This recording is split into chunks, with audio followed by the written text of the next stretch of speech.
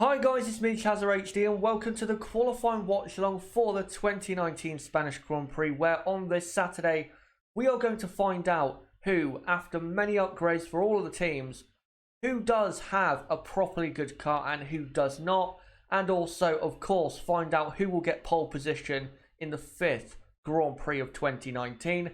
Hopefully you guys are doing well today, and hopefully you are excited for this session. Now, you may be thinking at the top, yeah, it's going to be Mercedes front row and stuff like that. But in the midfield, it is very, very close and it will be exciting in that midfield. So don't think that this will be a boring session just because one team is likely to get pole over all of the others. Again, great to see you guys here. And hopefully, no matter where you're on the world, you are doing well and you're going to enjoy qualifying today.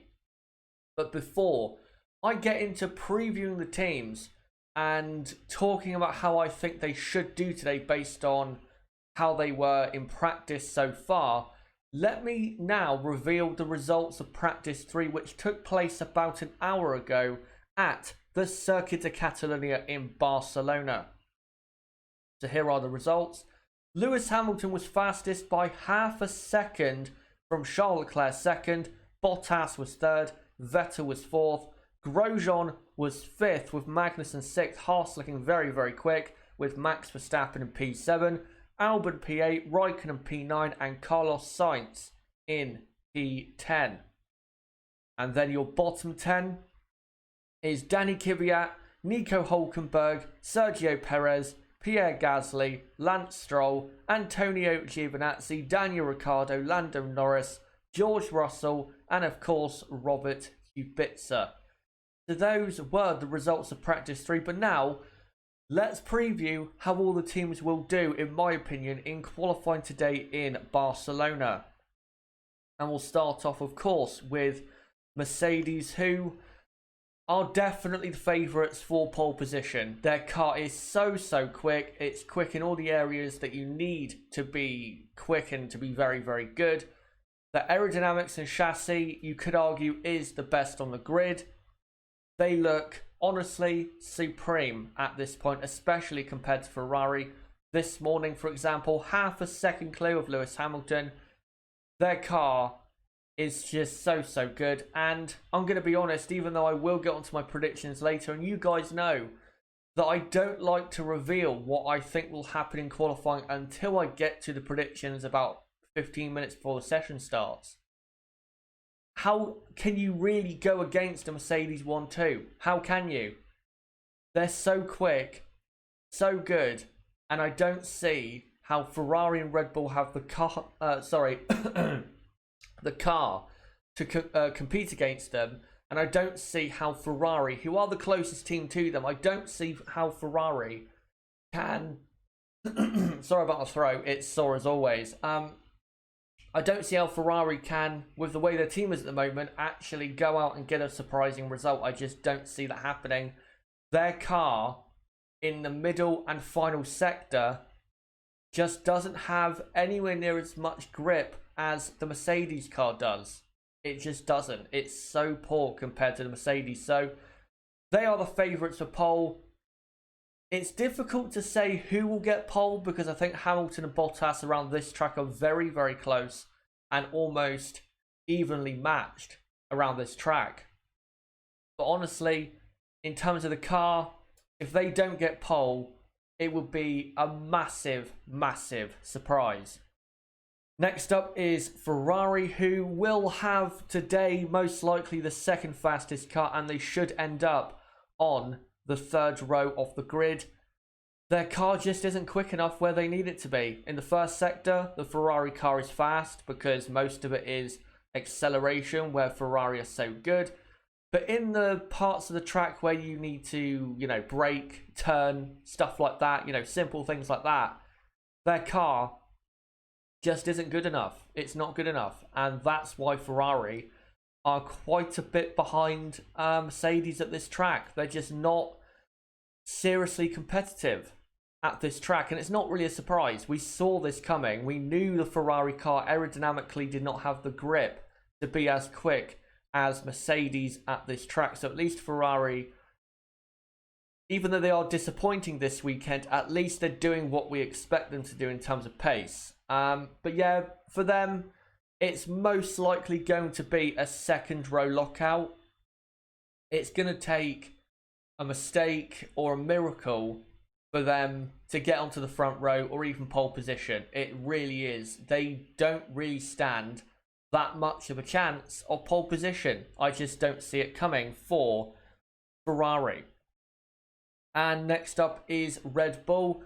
Red Bull don't seem to be that quick. In practice 3, Max Verstappen was slower than the 2 Haas cars. And if you go back and look at practice 2, the most representative practice session of the weekend, he wasn't, even though he was ahead, he wasn't that much far ahead of the Haas cars. So Red Bull are not looking that strong, and they could get beat by Haas today if their drivers, Max Verstappen and Pierre Gasly, do not produce the kind of lap that they need to get into the position that they should get into, which is 5th and 6th on the grid. That's the best Red Bull can hope for, is a third row lockout. Given how the cars looked so far this weekend and how the drivers have done so far this weekend, I don't think a third row lockout is an absolute certainty. I think Pierre Gasly is definitely under pressure for, say, P6 on the grid. I think Verstappen will probably get P5 on the grid, but it won't be comfortable from the 2 Haas cars. So not looking great for Red Bull, but if they can, at least with one of their cars, get into 5th place on the grid, then at least they can, from there on, have, I guess, a decent enough Grand Prix. But guys, before I go on to the midfield, let me know right now in the live chat, out of the top teams, what do you think will happen for these certain teams? Do you think Mercedes are the favourites to get pole? Do you see any possible chance of Ferrari being able to compete with Mercedes? And for Red Bull, do you think they're under threat from Haas? Do you honestly think that Haas can beat Red Bull today? Let me know right now in the live chat, and I'll read out as many comments as I can for the next 5 minutes or so, and then we'll go on to the midfield. I just want to say though, don't forget to subscribe for more content like this, as I will be live later on at 6 PM UK time for a full review of qualifying, and then live again at 10 past 1 PM UK time tomorrow for the race watch along for the 2019 Spanish Grand Prix. So don't forget to subscribe for that content. Bottom right of the screen, you can do it right there, or go to my homepage, subscribe, and hit the notifications bell. But as ever, before I get on to your comments, let me quickly have a drink to try and make sure my throat does not die out as it already is during this stream. So just hold on a minute.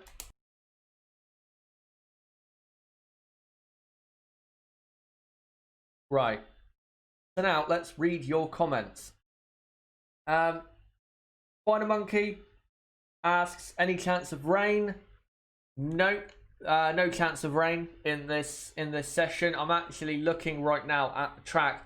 There are grey clouds that are not exactly bright, but they're not rain clouds in my opinion. I've seen worse than that, so it won't rain. It won't rain at all. Let me just see what you guys are saying in the comments. E7 suspect, I wonder how Ferrari will mess up this weekend because you know it's coming.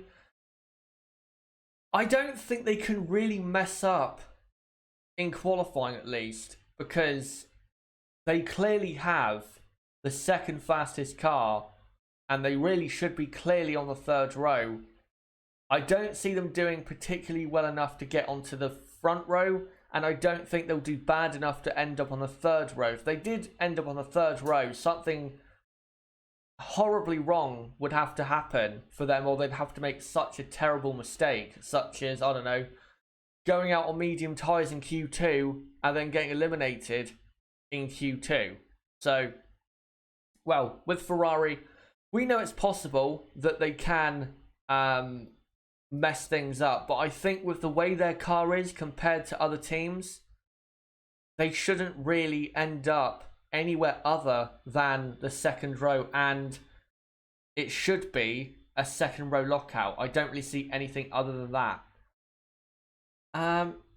Right, let's read out some more comments. Kurt Borman said that I said in one of my previous videos that it's too early to judge Ricciardo, yet you said Mercedes will retain both championships. Why isn't it too early to judge the drivers and constructors? Because Ricciardo at Renault, and whether it will be a success or not, will take longer to determine. It won't just be this season.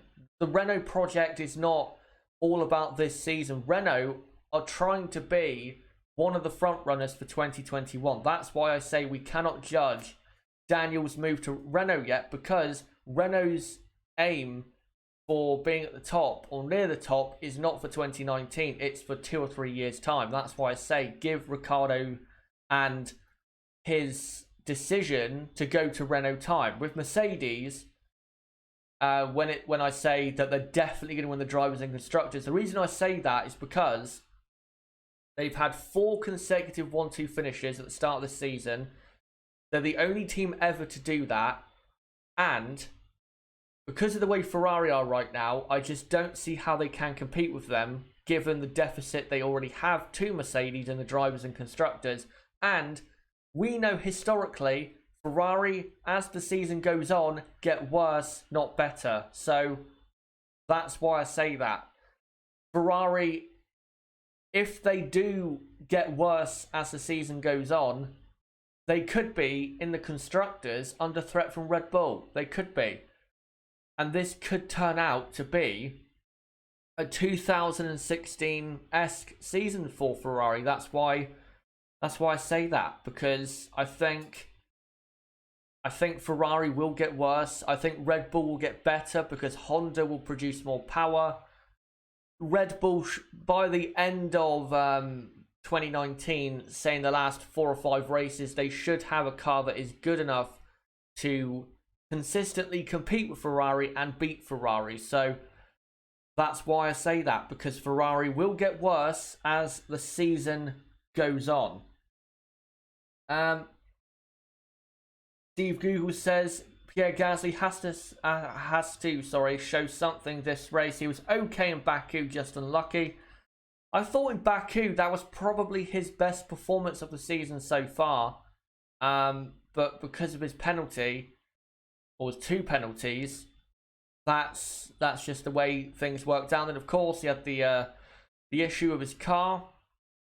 So yeah, that's just the way things work out. But in terms of his driving, his best performance so far this season for me was Baku. If he can produce pace and performances like that, then he should be fine for now at Red Bull. But if he ends up qualifying where he finished in practice 3, which was, I think, 14th, then he might be sacked from Red Bull pretty soon, because that cannot be tolerated, I'm afraid. Indrajit Singh says Bottas will get the pole, respect the beard. And Sean Mahoney says, I think Leclerc can get into the top 3. I don't think pole is on. Half a second is a huge difference. Exactly. I don't think Ferrari will be half a second behind. I don't think Ferrari will be close enough to pole. I think the best Ferrari can hope for in terms of lap time off pole is a quarter of a second, but I don't think it'll be half a second. It'll more likely be 3 to 3.5 tenths of a second. I think they'll be off pole position. But I think now we'll go on to the midfield. Starting off with Renault, who this weekend have not been that good. In practice 2, they ended up 14th and 15th, and in practice 3, they were 12th and 14th, or 12th and 15th, something like that. And it was very, very poor to see from Renault. And going into qualifying, it's not looking good for this team. Now, Daniel Ricciardo came out with an interesting comment at the end of practice 2. He came out and said that the pace is better than what is being shown on the timesheets, and that was after practice 2. Now, I assume he's not meaning that in a literal way, because literally the pace of the Renault in terms of the timesheets was not good. I think what he means is Renault haven't quite got the setup right and got the car that they're going to have for qualifying. But I kind of disagree with him. I don't think the Renault car is going to massively jump forward. I don't see that. I don't think aerodynamically or chassis wise, I don't think they can be strongly in the top 10. They should be in the top 10 with both cars, honestly. But after what I've seen so far, I don't think that is possible. I don't think it is. And I think there's a strong possibility that both Renaults will end up outside the top 10. If that does happen, then this qualifying session has to go down as another shocking session for that team, because they have to be really qualifying how they did from Shanghai at this race and Monaco if they're going to turn around their season and also improve their confidence and mentality going forward. But at the moment, for Renault, not looking good at all, and it could be a real shocker in about 45 minutes time. Next up, McLaren. McLaren, I think, are performing how I thought they would. I came into this weekend thinking for qualifying that they are probably able to get one car into the top 10, but one car will miss out. And so far this weekend, it looks as though that's the case. Carlos Sainz has been very fast. It's not a surprise. It's his home Grand Prix. Hopefully he does do well. But yeah, it looks as though McLaren are likely to get one car into the top 10, and then the other car, which is probably going to be Lando Norris, will miss out and qualify, say, 12th or 13th on the grid. So I think for McLaren, that's really the best they can hope for given the competition in the midfield, because let's be honest, with the way this weekend has gone, the two Haas cars are going to make the top 10. And then after that, you've got, 2 spots remaining in the top 10. I think, again, at best, given the pace of all the other midfield teams, if Carlos Sainz can nick into 10th or 9th place, that would be a very, very good qualifying for him and the team, because I don't think that car is that great around this track compared to, say, Baku or Bahrain. Next up is Alfa Romeo. Alfa, to me, if you look at their weekend, it seems to be getting better as the weekend goes on, because Kimi Raikkonen was very slow at times in practice 2, then did improve to, I think, P11 at the end. And then in practice 3, Kimi ended up in P9. So I think the Alfa car is getting better as the weekend goes on. I think they're understanding their car more, understanding the new parts on their car more.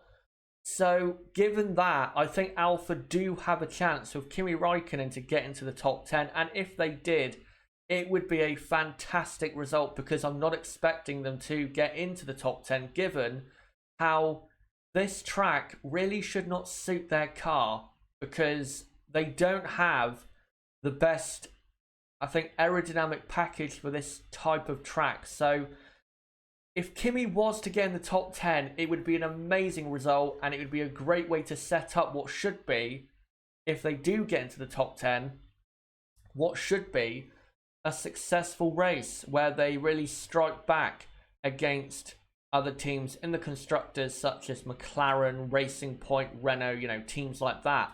So don't be surprised if Kimi Raikkonen is right in the reckoning for a top 10 finish in qualifying. Next up is Haas.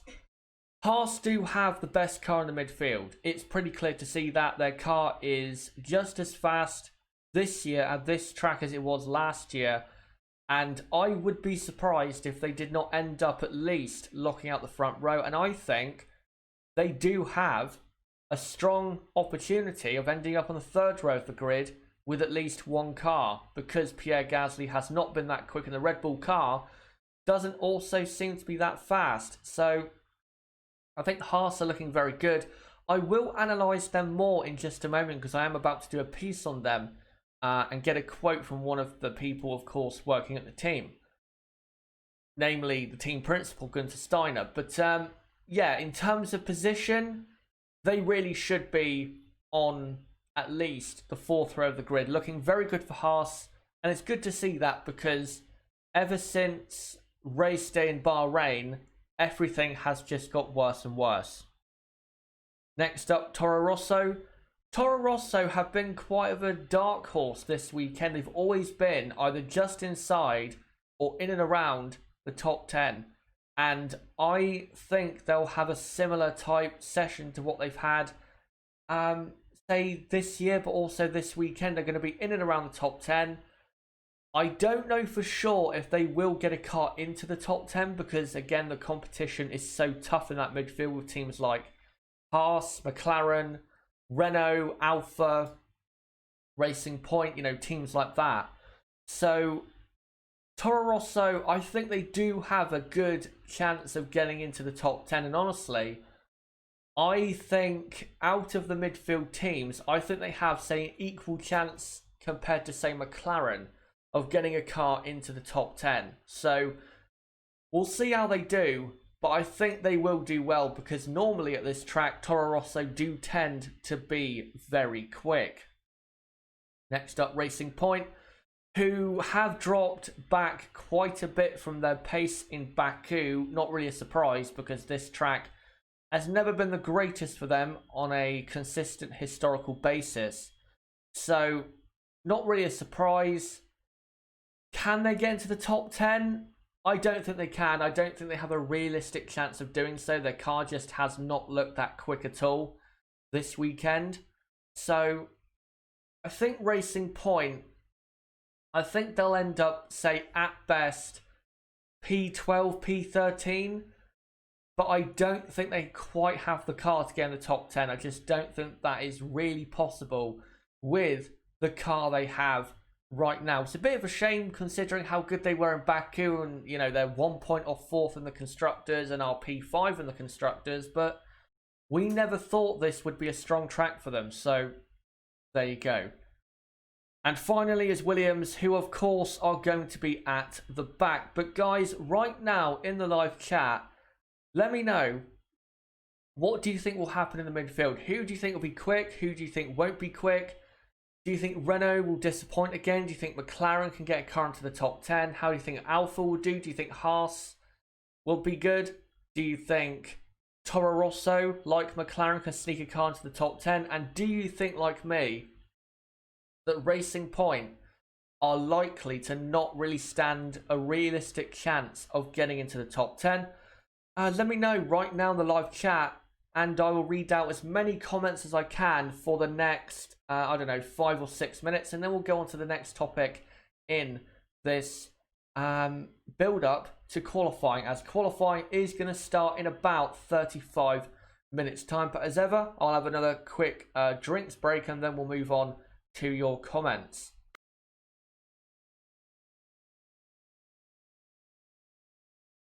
Right, let's see what you guys have to say. Let me just scroll down and see what you guys are saying. Spider Monkey says, Chaz, how will my team do in race day? Your team, of course, is Racing Point. In terms of overall lap time, Racing Point should have the car to finish in the top 10. But the problem is, because this track is so important for qualifying, and because I don't think they're going to have a good qualifying, it's going to make their job tough to finish in the points. They really need to have a strong qualifying where they get, say, a car into the top 10, I think, if they are to have a good chance of a points finish. But in terms of pure lap time, they should have a good enough car for that. But on race day, because they're likely to start outside the top 10, that means that they're probably going to be stuck in traffic, and they won't be able to use that pace as much as they really can if they were in clean air. Steve McCready, I think it is, says, Chazzy, you should put a timer countdown on your screen so we know when qualifying starts. Yeah, I am currently in the process of trying to sort out a timer. So I will get it, don't worry. It is definitely coming, and I'll probably use it for qualifying like during the session as well. I have tested a couple out, but they haven't quite worked out. But I definitely, in the next month at most, I will have a timer that I'll use during the streams. But for now, I'm going to use this. Qualifying has not started yet, and then Q1 has started and stuff like that. So people joining know, what is going on. But right now, we are 35 minutes away from the start of 35 minutes away from the start of qualifying. Right. Let me read out some more comments here to do with the midfield. There's plenty of comments about the midfield here. Mr. Random Guy, Williams only half a second behind Norris, to be fair. They won't be that close. I'm pretty sure Norris was testing out certain parts, and I think also Norris was using newer parts on his car compared to Carlos Sainz, so he probably wasn't pushing as hard as he could. Astro Stevo, I hope Renault get points and do well. I wish I could say I was confident of it. Yeah, I will say don't get your hopes up, because I don't think the car is really quick enough at the moment to be a certainty for a points finish, and that's a shame to say, but that's just the way it is at the moment. Warren M, I'm wondering if from a strategy perspective, if P11 and P12 will be sought after grid spots here. You do make a good point, because of course you can start on whatever tyres you want, and if you're starting outside the top 10, you're likely to go into the medium to start with, not the soft. So I don't think people will be looking to get that position, but if they end up there, I don't think they'll be too unhappy. I think people will want to try and get the best qualifying position that they can, because track position at this track is very, very important. I mean, just look at the record for pole position and their record of going on to win at this track. It's very, very, very strong. So yeah, grid position is very important. Track position is very important here. So I think the teams will be trying to get the best position they can. But as you say, P11 and P12 on the grid won't exactly be a disappointing position if a certain team ends up finishing there. Right, let me find a couple more comments and then we'll go on to the next part of the stream. Let me just find some more comments here. Spider Monkey, what is your opinion about Haas's barge board? I can't really give an opinion on it because I haven't studied it long enough, but me and Nib are going to be doing a video before Monaco about all the tech updates that have been brought to this Grand Prix, from this Grand Prix on. So me and Nib will do that video. It's probably going to be uploaded at the start of the week of the Monaco Grand Prix. So say, I don't know, 9 days from now, 10 days from now, something like that. That's when that'll be uploaded. So yeah, we will get on to all the tech updates. So if you're wondering what new parts are on the car, don't worry, we will cover it and we will get that uploaded for you before the Monaco Grand Prix. So you're in the know as to what exactly is going on with the teams and their parts on the car. Right, I'll read out one more comment. Hello to JB, who's just joined the chat. And right, let me find a final comment to end on so I can go on to the rest of the rest of the stream. Warren M, I'll read out this comment, then I'll move on. Warren M says, Haas, one of the Toro Rossos and Carlos Sainz will get into Q3. That's a very safe bet, and I wouldn't disagree massively with your prediction there, because so far this weekend that has looked like the grid that it's looking to be in the midfield. So Yeah, I wouldn't disagree massively with that, but there you go. But now, guys, I'm going to move on to a topic about a certain team, of course, named Haas. And I'm going to look at a quote from their team principal, Gunther Steiner, and really analyse what he's had to say, because after practice 2 he came out and talked about how Haas were looking so good after they brought basically a completely new car. So let's hear from Gunther Steiner as to the new car and what they need to do in qualifying to get the best position they possibly can. So this is what Gunther Steiner had to say. He said, "It looks like we've got some of our speed back into the car from the start of the season. Indeed, it does. Haas look to be as quick, if not quicker, than they were in Melbourne." And then says, "The obvious thing I'm going to say is that it's all about the tyres." Absolutely. And then goes on to say, "If we get the tyres to work and get them in the right temperature window, then it seems we're fine." And it's true. With Haas, it is all about tyres. If they can get the tyres into the right temperature window and get them working in the right way, then they do tend to be good. Just look at Australia. They had clearly the best car in the midfield. Bahrain, they had the tyres working up until race day, and they qualified P6 and P8, even though Grosjean got dropped back a couple of positions for blocking. Even in Shanghai, they got the tyres working, not great there, but okay enough, and got 2 cars in Q3. So it really does come down to tyres. If Haas get them working, they can end up qualifying at least on the 4th row, if not even higher. That's how much potential is in that car when they get the tyres working for them at the right time. But they just haven't done that really since race day in Bahrain. So hopefully they will do that.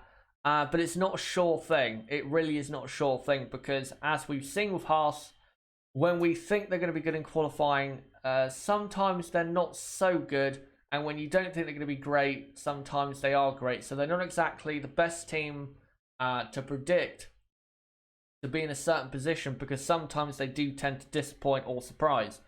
But guys, let me know right now in the live chat, where do you think Haas will qualify? Let me know right now, where do you think Haas will qualify and which driver will be ahead of the other? Do you think Grosjean will be the fastest Haas car?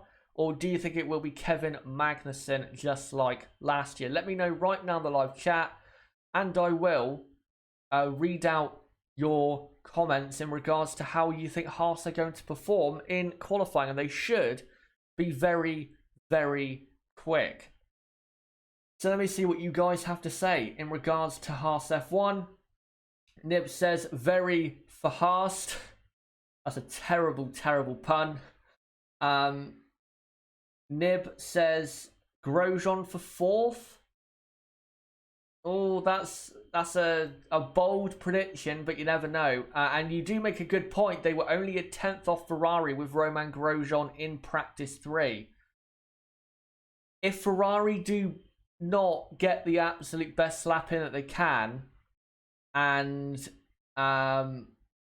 Grosjean does what he normally can do when he's, good at a certain weekend, if he goes out there and really puts in an amazing lap, you never know.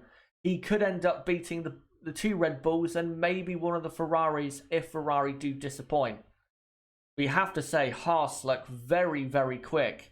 And with the pace they've shown so far, they look as though they are not even in the midfield. They look as though they're a top team. Not a top team, but a big team in terms of their pace. JB says Verstappen will qualify 5th, and then it'll be the 2 Haas cars, Grosjean ahead of Magnussen, and then Pierre Gasly in P8. Spider Monkey says Grosjean 6th and Magnussen 7th. And Astro Stevo says, "I think Grosjean will do better in quali," because your comment is a bit weird, because I think you've misspelt a lot of it. I think they'll be in Q3 of both cars, maybe 5th to 10th grid spots. Okay, so you think they're going to be strong, basically. By the way, we are 25 minutes away from qualifying starting. And let me just see if there's any more comments in regards to Haas. Sahil Gogner says, pretty sure they will be P7 and P8, but they will suffer in the race due to temperature issues with the tyres. I think I need to make it clear, even if they do surprise and end up, say, on the third row, they will not finish there because their race pace is so much worse than their qualifying pace. So they will drop off in the race and they won't be beating Red Bull in the race. There's no way they will because they won't have the grip and they won't have the tyres to beat them. So it's really, if they're going to score points, they basically have to just get the best position possible and hope that they can maintain track position for long enough to be in the points. So there you go with Haas. I think Haas, though, also are a certainty to finish, or not to finish, they're a certainty in the race to do 2 pit stops because I don't think they can make the tyres last that long. I think some will go for a 2-stop tomorrow, but I think Haas are definitely doing 2 stops tomorrow, and they'll be hoping they'll have enough pace to still finish in the top 10. Warren M says Haas have a lot more data at this circuit. They should get the mediums working here. Yeah, they should be able to use that to their advantage. Steve Google says Grosjean is the better driver than K-Mag, but rarely shows it. On his day, Roman is a very, very, very quick driver, but his day doesn't come around long enough, or often enough, rather. And the final comment I'll answer is from Thomas Hill. What about Renault Chaza? Will they recover? By the looks of it, no. They look to be quite poor considering where they should be on the grid. So I'm going to say no for now. I don't want to say that, but to be honest, with the way Renault have been this season, you tend to lean towards them disappointing more so than surprising you and being, quick. So it is disappointing with Renault, but that's just the way 2019 has worked out for them. They just haven't had, at any point this season, on a consistent basis, a good car. Only in Shanghai do they have a good car. Everywhere else, not really.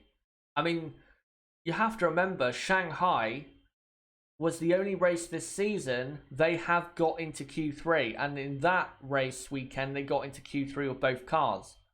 That's how bad this season has been. And without a doubt, they have had a worse start to 2019 in terms of where they are on the grid compared to other teams. They've had a worse start, this season compared to last season. But there you go with Renault. But guys, I am now going to get on to my predictions for qualifying here at the 2019 Spanish Grand Prix. So let me know, once I've finished my predictions, let me know what your predictions are for the top 3, pole position, front row, 3rd, 4th, 5th, so on and so forth. Let me know as to what you think about that. And I'll read that out after I get off of my predictions for qualifying. So let's start with pole position. In pole position, I'm going to go with Lewis Hamilton because, first, the Mercedes car is the best car so far this weekend, and it will not be beaten unless there is a catastrophe for that team. But because Lewis is so quick in qualifying, I know Valtteri Bottas has also been very quick and has beaten Hamilton to pole in the last 2 races. But I think now that Ferrari are out of the picture in terms of the World Championship, I think now Lewis will now start to beat Bottas because I think now he does see Valtteri as a rival instead of a teammate. So I think he will start his, beating of Valtteri Bottas in qualifying and will really, consolidate P1 this weekend, I think. And I think in qualifying, he will get pole position. If he does, it will be his 5th pole position at this track. And this track doesn't tend to be one of his better tracks. That just shows you how great Lewis Hamilton is. And if Mercedes do get pole, it will be their 7th straight pole position. The last time there was a non-Mercedes car on pole was 2012, where Pastor Maldonado started on pole, but he didn't actually get pole. Lewis Hamilton got pole in the McLaren, but that was the last time there was not a silver arrow on pole here in Barcelona. That's how dominant they are at this track. And as I've said, it will take a catastrophe for them to not be on pole position. In second will, of course, be Valtteri Bottas. Now, I need to make this clear. I think these two will be very, very, very close to each other. I think they're going to be very close on lap time. May even be, say, 200ths, 300ths of a second separating them at the end of qualifying. But I think Bottas will finish in second because I think Lewis, again, because Lewis now sees Valtteri more as a rival, he will now start to really hammer down on Valtteri Bottas. But Valtteri will still be very competitive, and I expect Bottas to be very strong in qualifying, even if he does not get pole position. If he does get pole, though, it will be his first ever pole position at this track. And also, Mercedes are looking to get their 6th 1-2 in qualifying in Spain. They had a 1-2 in qualifying here in 2013, 2014, 2015, 2016, last year in 2018. And if they get it this year, that'll be their 6th 1-2 out of 7 previous Spanish Grand Prix in qualifying. Again, showing just how damn strong this team is at this track and how they're pretty much unbeatable for this Grand Prix. But now let's get on to something more interesting, and that's the fight after that for 3rd place. And I think ending up in 3rd place, this might be a bit not controversial, but maybe unusual given how the weekend has gone so far.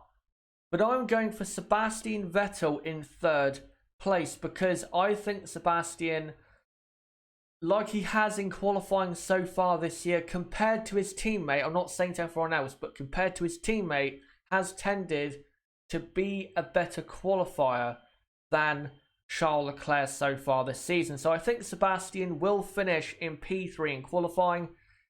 He's most likely going to end up 3.5 to 4 tenths of a second off pole.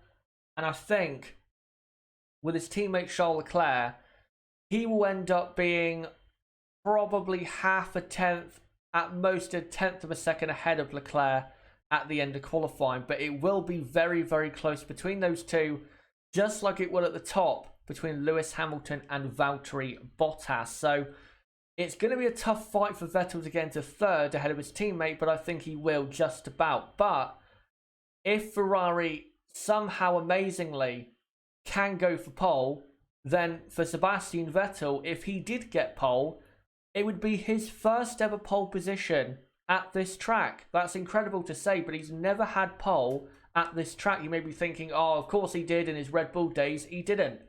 In 2010 and 2011, where Red Bull had pole when he was there, that went to Mark Webber, not Sebastian Vettel. This is not an amazingly strong track for him, but he does tend to be good at this track anyway, more so in the race than in qualifying. But if he was to get pole, it would be his first ever pole position at this track. It is quite incredible to say that, but a stat that really ranks against Ferrari in terms of can they get pole position is the one at the bottom.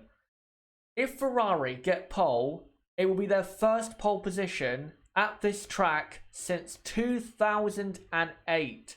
That's 11 years ago. That is how long ago the last pole position at this track was. And that shows you how this track, historically, in qualifying at least, is not a good track for them. Not a good track for them. They've never really been stunning in qualifying here. The only qualifying sessions I remember them being good here was 2012 and 2017, where I think they started on the front row in both races. But historically, when it comes to qualifying, this is not a good track for Ferrari. And it was so long ago, that pole, that the front row of the grid was Kimi Raikkonen ahead of Fernando Alonso in the Renault. That's how long ago their last pole position was. That just shows you how poor Ferrari have been at this track when it comes to qualifying. And I don't see them getting pole. I don't see it. I don't see it at all. It will take a miracle for them to get onto pole. And I think they'll wait for pole at this track. We'll go on to 2020. And then after that, I'm going to go Leclerc 4th, Verstappen 5th, then the two Haas cars, and then Pierre Gasly in P8. And then after that, I don't really know who will get in the top 10 after that. But guys, right now in the live chat, let me know, who do you think, with qualifying 15 minutes away now, who do you think will get pole position? Will it be Lewis Hamilton? Will it be Valtteri Bottas? Do you think Ferrari can get a surprise pole? Let me know right now in the live chat, and I'll read out as many predictions as I can for the next 15 minutes as we build into qualifying. And also let me know, who do you think will qualify, 3rd, 4th, 5th, 6th, 7th, teams like that, positions like that, cars like that. Let me know in the live chat, and I'll read out as many comments to do with that as I possibly can. But I just want to say again, don't forget to subscribe for more content like this, because I will be live later on at 6 PM UK time for a full live review of qualifying. So don't forget to come along to that later on. And also, I'll be live at 10 past 1 PM UK time tomorrow for the race watch along, and then live again at 6 PM on Sunday night for the race review. Again, 6 PM UK time. So don't forget to subscribe for that. Bottom right of the screen, you can do it right there. Or go to my homepage, subscribe, and hit the notifications bell. But I'll move on to this picture as we now are building into qualifying. I'll put this back up. Again, if you're just joining us, qualifying has not started yet. We are about 13 minutes away from the start of qualifying. I'll make sure to replace that text with, Q1 has started and stuff like that, so you guys know if you're just joining what's going on. But before I read out your predictions, I'm going to take another drinks break for a moment, and then I'll get on to reading your comments for the next 10 minutes or so with qualifying. So close.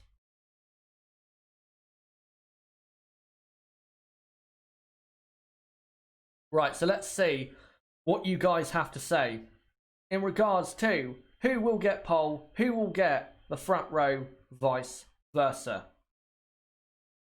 Right, so let me go to the first prediction, and then we'll go down from there. Let me just see where the start of it is. There you go. I think Astro Stevo is the first one, so congratulations to you. He says Hamilton on pole, Bottas second, and Charles Leclerc third. Sahil Gogner says realistically, Hamilton on pole from Bottas second, Leclerc third. JB says Bottas on pole from Hamilton second, Vettel third. Steve Google says Bottas will get pole. This isn't a Hamilton track. Thomas Hill says pole, Hamilton second, Leclerc, Vettel third. This is Hamilton's track.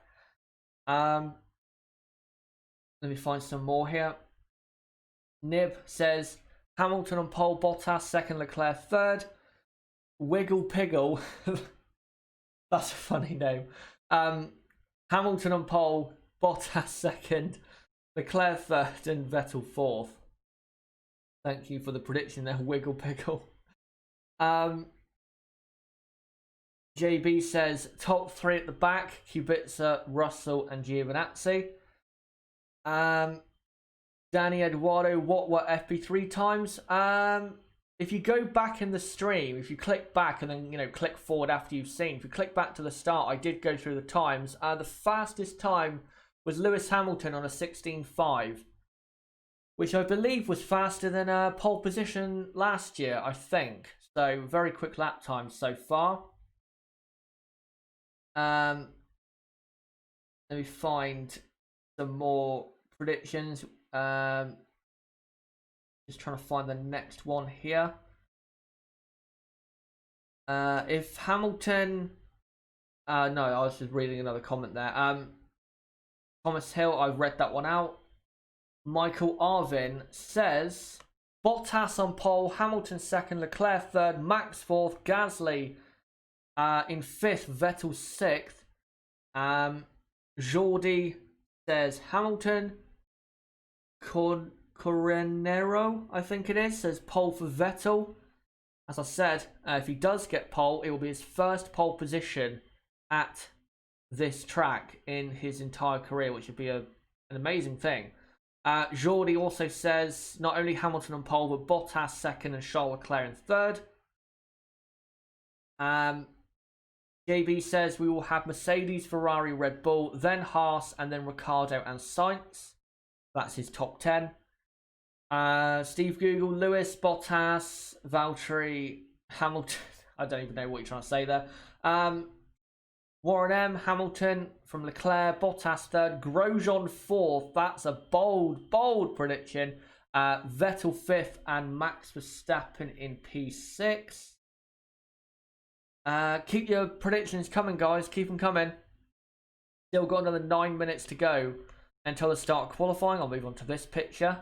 You can kind of see the floor of the Ferrari if you look close enough, even though it's a bit dark, but there you go. And also the engine cover and the fin and all that stuff. Right. Let me find some more here.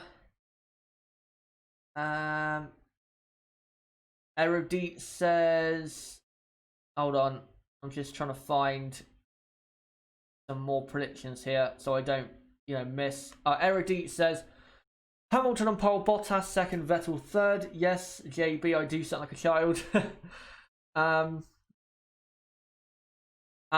So right, last year's pole was a 16-1. I knew it was a 1 minute 16, but I thought it was a mid 16. But thanks for correcting me. But that will be broken today. There's no doubt about that. Erudite also went on to say that the rest would be Leclerc P4, Grosjean P5, Verstappen P6, Magnussen P7, Gasly P8, Sainz P9, and Albon in P10. Ark says Hamilton on pole from Vettel second, Bottas third. Thank you, Wiggle Piggle, for saying this channel is cool. And then Nib says you're cool. Philippe says Vettel P1. Who else have we got here? Let me just see. Let me just see what other predictions we have. If you have any more predictions, guys, keep them coming, because we've still got another 7 minutes until the start of qualifying. So still plenty of time. So keep them coming, guys, and I will read them out as we close in on qualifying. But also, I just want to talk about something. You guys might not know this, but there has been news in regards to the future of the Spanish Grand Prix, because if you didn't see my news video this week in F1, which came out on Tuesday, where I talked about apparently the possibility of the 2020 Dutch Grand Prix that looks to be inevitable, replacing this Grand Prix, the Spanish Grand Prix from 2020 on. We talked about that and how it's likely to happen, but I don't know if this came out yesterday or today, but the president of the track said there is a 90% chance that the track will remain on the calendar for 2020 and beyond. And apparently there is a contract that is close to being agreed. So let me know what you think of that. But I actually agree with that, because this is the thing. If you're going to put a new track on the calendar, if you're going to replace a race with another race that's new or returning or whatever, you have to make sure that the track replacing the other track is a lot better for excitement and overtaking, and also is more of a guarantee of great racing than the other track. For example, if they replaced the Spanish Grand Prix track with the Nürburgring, then I'd be for that, because the Nürburgring will definitely produce better racing than this track. But if you're not a guaranteed good replacement in terms of exciting racing one track to another, then in my opinion that race should be added alongside that race, not replacing that track, because you're not making the calendar better. You might as well just add another race if you're going to replace one track bad for passing with one that's even worse or similar. So I think if the Dutch Grand Prix does come on the calendar, if the only option is to replace the Spanish Grand Prix, in my opinion, it shouldn't replace that Grand Prix, because it doesn't have a guarantee of better racing. It doesn't. It absolutely doesn't. If you're going to replace the Russian Grand Prix with Zandvoort, then I'd go for that, because personally, I hate Sochi with a passion. But Catalonia, I'm all right with that track. I think the races in the past few years, yeah, they haven't been great, but they haven't been goddamn awful. So yeah, I think putting Zandvoort on the calendar alongside the Spanish Grand Prix is a better idea. Now, that might mean that the date of the Spanish Grand Prix is altered, because apparently they want to put the Dutch Grand Prix as the first European race. So maybe the Spanish Grand Prix will be delayed until middle of the summer, or even the Spanish Grand Prix might go back to its original date when it was first on the calendar at this track in 1991. It might go back to September. You never know. But if it does remain on the calendar and the Dutch Grand Prix comes to the calendar, then I think the Spanish Grand Prix will be moving dates for sure. Let me move on to this picture, as we are now 4 minutes away from the start of qualifying. Keep your comments coming, guys, and I'll make sure to read out as many comments as I can from you guys. I just want to show this picture quickly of the fans at the track supporting the home driver Carlos Sainz. Get that on screen for you guys. Yeah, once qualifying starts, I'll boot up the running order, and then I'll, change the text to Q1 has started and stuff like that. So don't worry, I am on it. But I just want to show this picture to really start off with the pictures from the track. Let me just get this one up if I can. Yeah, we are, what, 2.5 minutes away now? So keep your comments coming, guys. Here you go. If it comes up, there you go. We put it here. That's the Carlos Sainz fan club, or the Darren fan club. If you've paid attention to team radio so far this weekend, you'll know what I'm talking about. But yeah, that's the Darren fan club, if you know what I mean. But let's see what you guys have to say before before qualifying starts, and then we'll get into qualifying. By the way, the sun has really, I think, come out a bit more at the track, so I think the temperature is going up at the track. Hello to Eugene Kelly, great to see you. Ben McCarthy says, hi Chaz, do you feel this track is mainly bad for overtaking because of the stupid re-innovation of the last sector? No, I don't, because, and this is the thing people are forgetting, they're saying, oh, bring back the old final two corners where it was two fast right-handers. The racing was not any better with those right-handers. You can't convince me that it was. In fact, the racing has been better at this track since they brought in the Mickey Mouse chicane. So I disagree with bringing back the fast corner, the fast double right-hander. Yeah, it was great to watch the cars, but in terms of racing on a Sunday, it did not improve the racing. It didn't. And actually, the racing has been improved by adding the slow final chicane onto the final right-hand full throttle corner. So, yeah, I disagree with people saying that because, again, go back and watch an old Spanish Grand Prix. There was a Spanish Grand Prix, I think 99, where with the old double right-hander, we had no passes on track. I think it's one of the rare races in history. I think Russia 2017 is another one that holds the really awful record of having no overtakes on track other than the first lap. And that was with the double fast right-hander. So we shouldn't have it back. We shouldn't. We should keep it as it is. It's fine, in my opinion. It's actually, in terms of the racing, I think made the track even better than it previously was. But now, I'll get that running order booted up. By the way, this is not the live order. This is the order of practice 2 yesterday, as qualifying has started. So let me just get that text replaced, as Robert Kubica is the first man on track. Let me just say Q1 has started. So there you go. But yeah, first man on track, Robert Kubica in the Williams, and he hasn't exactly been that great this weekend as Robert Kubica. He was miles off in practice 3 off his teammate, was about second off. So yeah, he does have to improve his pace for sure at this Grand Prix. There's the Robert Kubica fan club, all 4 of them at the track,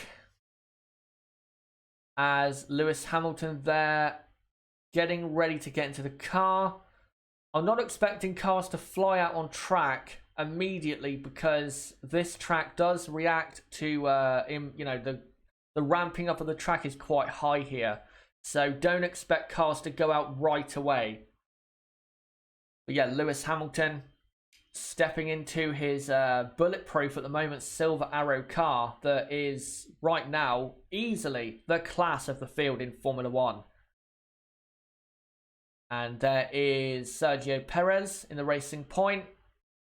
Perez has been one of the best drivers, I think, this season. Definitely in the top 10 best drivers this season. He is currently joint P6 in the Drivers' Championship with Pierre Gasly in the Red Bull and Kimi Raikkonen. So it shows again why that guy is so badly underrated. But here comes Robert Kubica on his first flying lap. And let's see just how much of a caravan this car is, because it definitely is a caravan. An awful, awful car. And he now comes through the first sector, 22.9 for the first sector.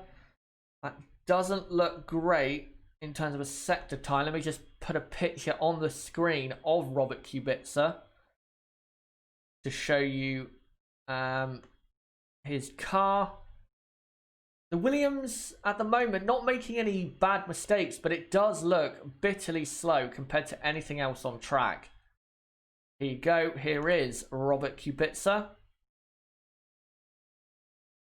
out there on the track. That was took earlier in practice 3, I believe, but he is currently on the track, I promise you. We currently have Sebastian Vettel on an outlap, now Charles Leclerc, and also Lance Stroll. Lance Stroll does need to get really confident at this track, because he had that accident in practice 1, of course. Robert Kubica sets the first time at qualifying, and it's a 21.8. That is so bad. A 21.8 is so slow.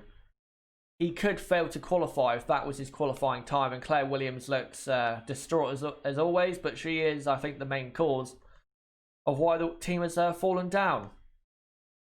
As starting a lap now is Lance Stroll. In the Racing Point, we have the 2 Renaults on track now. We also have the 2 Alphas on track as the Racing Point comes up to the end of Sector 1. That shows you how slow the Williams is. Lance Stroll is almost a second up after 22 or 23 seconds. That's embarrassing for Williams. But here is Robert Kubica when he came out onto circuit. Currently fastest, not for long though, of course, on a 1:21.8, which is painfully slow. But here comes Stroll, 2 seconds up on Kubica in the middle sector. And now comes through into the final sector. Here's turn 12. Car's not exactly stable on the rear end. Doesn't look to be too bad of a lap though by Lance Stroll. Not too bad for his first attempt, I think, on board. And now he comes to the line round the final corner and does a 1:19.1. That's also not that quick, but it is massively faster than Robert Kubica's time. Here is Sebastian Vettel on the soft compound tyres on his first run in qualifying. Yellow flag in sector 2. It's a Renault with a broken front wing. It's Nico Hülkenberg has gone into the barriers at, I think, turn 4. I think he's gone straight on. Yes, it is. It's turn 4. He's gone straight on. Obviously locked a wheel, maybe the outside front, and gone straight on. So that's already for Nico Hülkenberg an absolute disaster as Renault's weekend and season gets worse. Here comes Sebastian Vettel round the final corner, and Sebastian Vettel will go faster than Lance Stroll by a second. He does an 18 flat. Here comes Charles Leclerc. He so far has been faster than his teammate, and he goes a quarter of a second faster on a 17.8. By the way, with the running order, I will update it as soon as I can when all the teams set a time. But Hülkenberg has now lost his front wing, and his front wing has gone under his front wheels almost, and he's now pouring out smoke, destroying his tyres, destroying his car. What an awful way to start qualifying. What an awful way to start. Here we go. I guarantee he's locked up and carried too much speed. Yep, locked up the inside front. Nowhere he could go. Goes wide. Tries to stop his car. Locks up, but his car only gently touches the barrier. But that's enough to take off his front wing. So he now has a very compromised session now, because he's got to get back to the pits. Make sure his car's not too badly damaged with the floor and stuff. And that's a Williams spun off at the final chicane as Hülkenberg takes the old right-hander to get back to the pits. What a chaotic start to qualifying. By the way, Tonka Toy Truck, I like that you watched that video long enough to get that reference, so thank you very much for that. Yeah, so Russell has turned into turn 13, and the rear end has just completely gone around. The car could not handle that level of grip. So at the moment, we have Leclerc fastest from Vettel second, Stroll third, Kubica fourth, but after that, no real lap times have been set. You have Russell, Giovinazzi, Raikkonen, and Ricciardo, who have done a lap time, but they're so far off the pace they don't count. They're about 15, 16 seconds off the pace. And everyone else, yeah, has not set a time. Ricciardo has just gone P3 on an 18.5. That's actually quite good from Ricciardo. Not too bad, an 18.5. That's more like it from Daniel Ricciardo. Here comes Max Verstappen. Through turn 3, down to turn 4. 10 minutes to go in Q1. He's 6 thousandths of a second down after the first sector. That's very good considering the Ferrari's power advantage over the Honda. If he continues this, he could end up going faster. Let's see. Because I think the Red Bull chassis is better than the Ferrari. As he passes a slow Mercedes there, goes through turn 9. Such a great corner to watch, especially when I was there at testing. Max Verstappen, yep, is faster through the middle sector by 1/10 and a half. Red Bull, have they been hiding pace? Let's see. All rear end tried to step out in the middle of 12. Vettel goes faster than Leclerc now, but only by 12 thousandths of a second. Norris goes up to P5. Kvyat goes P4. Albon is P3. Leclerc goes fastest again, but here comes Max Verstappen. He will go fastest by half a second ahead of the Ferraris. That is game on for P3. I know it's only Q1, but that's a stunner. That's a stunning lap time by Max Verstappen compared to the Ferrari drivers. A 17.2, half a second clear. Here comes Lewis Hamilton, though, on his first run in qualifying 1. and comes through turn 4. I think he has traffic, so he might have to do another run. By the way, again, I will do the running order pretty soon. Just got to wait for all the people or drivers to do their first lap times. Then I will make sure to do the positions correctly. Kimi Räikkönen goes P10. That's disappointing. Valtteri Bottas is now coming through the final corner. It looks as though Bottas is going to go faster, but not by that much. He does go faster, but only by half a tenth. Lewis Hamilton so far looks as though he is going to go into 3rd place behind Verstappen and Bottas. Here he comes.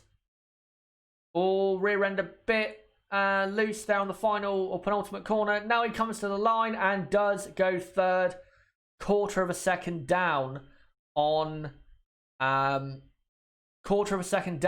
teammate Valtteri Bottas. So I will now start to do the order, as I think people are now going to start to come back into the pits. So Verstappen is 2nd. 3rd is Lewis Hamilton. That's a Haas going slowly on an outlap. That's why that is happening, if you're wondering. Leclerc is 4th. Vettel is 5th. Gasly is in P6 at the moment. I tell you, if Haas do have the pace to beat Red Bull, they're going to be very, very quick in this qualifying session. But Gasly is P6. Sainz is 7th. That's pretty good. As Magnussen, let's see what his first sector time is like. Kevin Magnussen is actually faster than Valtteri Bottas after the first sector. That's incredible. I know it's only 21 seconds, but that's incredible. Albon actually is P7 now. I'll just quickly update that. Here comes Magnussen and Grosjean on their laps. Let's see what K-Mag's middle sector's like. That'll be interesting to see. As Norris goes up to P9. So McLaren looking good. Here's Magnussen. Only a 10th down on Valtteri Bottas after the middle sector. That's incredible. But Leclerc goes up to 3rd, by the way. Hamilton is now down in 4th. Vettel is 5th. Gasly 6th. But here come the Haas drivers on a very, very quick lap. Kevin Magnussen will come to the line and go 6th. That's pretty good. Here comes Romain Grosjean, only 9th. You can definitely improve on that. But it's now Leclerc up to 3rd. So by the way, in the drop zone is Giovinazzi, Raikkonen, Russell, Kubica and Hülkenberg. Just to let you guys know. But Hamilton is 4th, Vettel 5th. Magnussen is 6th as Hülkenberg comes out onto the track. Gasly is in 7th. Danny Kvyat is now 8th. 9th is Romain Grosjean. So Haas looking pretty good at the moment. Could do better, I think, though. Grosjean 9th. Alexander Albon is in 10th. And then in 11th place is Carlos Sainz. 12th, Lando Norris and McLaren, I think, looking okay for now. Ricardo, 13th, not too good. 14th is Lance Stroll. 15th is Perez, so Racing Point not looking that good. Also Alpha not looking that good. Giovinazzi is 16th with Kimi Räikkönen in 17th position. By the way, I don't think Hülkenberg is going to go massively faster on this lap because I don't think the Renault is that quick. So don't expect miracles from Nico Hülkenberg. Russell is 18th, Kubica 19th, and for now, Nico Hülkenberg is in 20th position. As here comes Nico Hülkenberg on his, well, I was going to say first, on his second run in qualifying one. Hopefully does not pile into the barriers again. But I'll show you the picture of Hulkenberg going into the barrier as he goes through turn 1 and 2. Looks fine to me so far. By the way, I don't think the top teams for Q2 will be able to go through on medium tyres because the field is too close. Good first sector for Hulkenberg, only half a tenth down on Bottas. That is Sebastian Vettel on an outlap. But let me just get this picture of Hulkenberg on the screen so you guys know what I'm talking about. Hold on a minute. Let me just make sure I get this right. As Hulkenberg is now coming up to the middle sector and has lost almost a second in the middle sector. That shows you why the Renault is so far off. But there is Hulkenberg in the barriers. That was earlier on. He's now on track, fixed his front wing, and now comes through the final chicane onto the final corner. Hamilton has just gone up to 3rd place in the Mercedes. Hulkenberg only 15th. I don't think that's going to be good enough. I think Hulkenberg is going to get knocked out with that. So let me just quickly update Hamilton into 3rd ahead of Charles Leclerc. Hamilton now 3rd ahead of Leclerc. But the big story so far for me is Max Verstappen. P2, half a tenth of fastest time. That is impressive. So let me just quickly, before the final runs get underway, Hulkenberg 15th, Perez 16th. So the drop zone is Perez, Giovinazzi, Raikkonen, Russell and Kubica. The 2 Williamses, of course, are out. Let's not kid ourselves. But the 2 Alphas and the Racing Point of Perez are really under pressure. And so is the 2 Renaults and Stroll and the 2 McLarens to get through.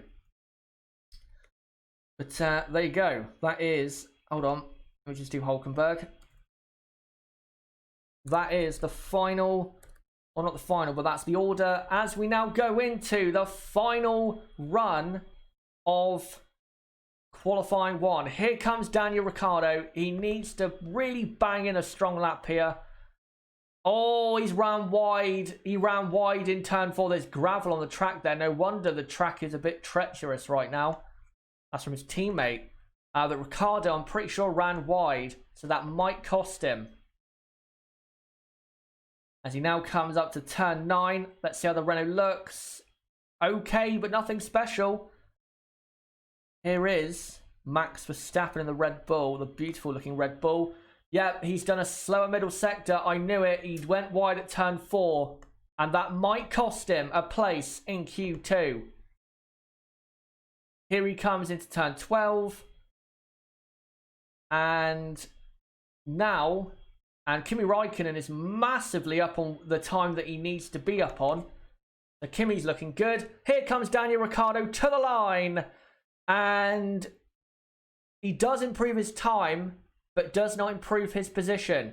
Here comes Robert Kubica. He stays 20th.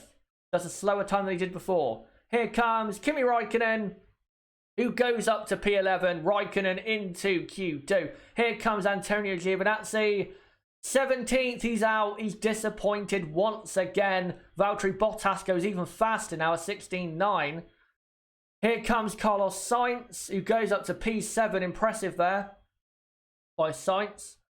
Here comes Stroll. Stays 15th. Here comes Lando Norris, who goes up to P6. Here comes Hulkenberg, who gets into 15th. He's still at risk if Sergio Perez bangs out the lap. Here comes Sergio Perez. And yes, he does bang out the lap. Albon now comes to the line and goes up to P9. Russell now comes up to the line and he stays 19th, but is only half a second off Ricciardo. Very impressive by George Russell. Big props to Russell there. That's a great performance. Kvyat goes P11, but knocked out of Q1, Nico Hulkenberg, Lance Stroll, Antonio Giovinazzi, and the 2 Williamses of Russell and Kubica. But guys, what about Russell? Only half a second slower than Ricciardo. That's a stunning performance. But there you go. But But let me quickly update the final order of Q1 and then we'll get into Q2. So Norris finished up in 6th. Kevin Magnussen finished in 7th. So Magnussen nicely saved a set of tyres by doing that good opening run in qualifying. Carlos Sainz is P8. P9 was Albon. P10 was Pierre Gasly, who again has to step up his performance because that will not cut it if that's where he qualifies. Kvyat is P11. P12, Romain Grosjean. P13 is the Iceman Kimi Räikkönen. 14th, Sergio Perez. 15th, Daniel Ricciardo. So I think Renault are in for a shocking qualifying session. Hülkenberg 16th and out. What an awful day for Renault. 17th, Lance Stroll. And then 18th, Giovinazzi. And 19th, Russell. And 20th, Kubica. So knocked out of Q1, guys. Hülkenberg, Stroll, Giovinazzi, Russell, and Kubica. But there you go. Let me just say that Q1 is finished. I'll make sure to put it as Q1 has started once it does start. But there you go. Q1 has finished, and now we build into Q2. So guys, who do you think will get knocked out in Q2? Let me know in the live chat, and I'll read out your comments in regards to that.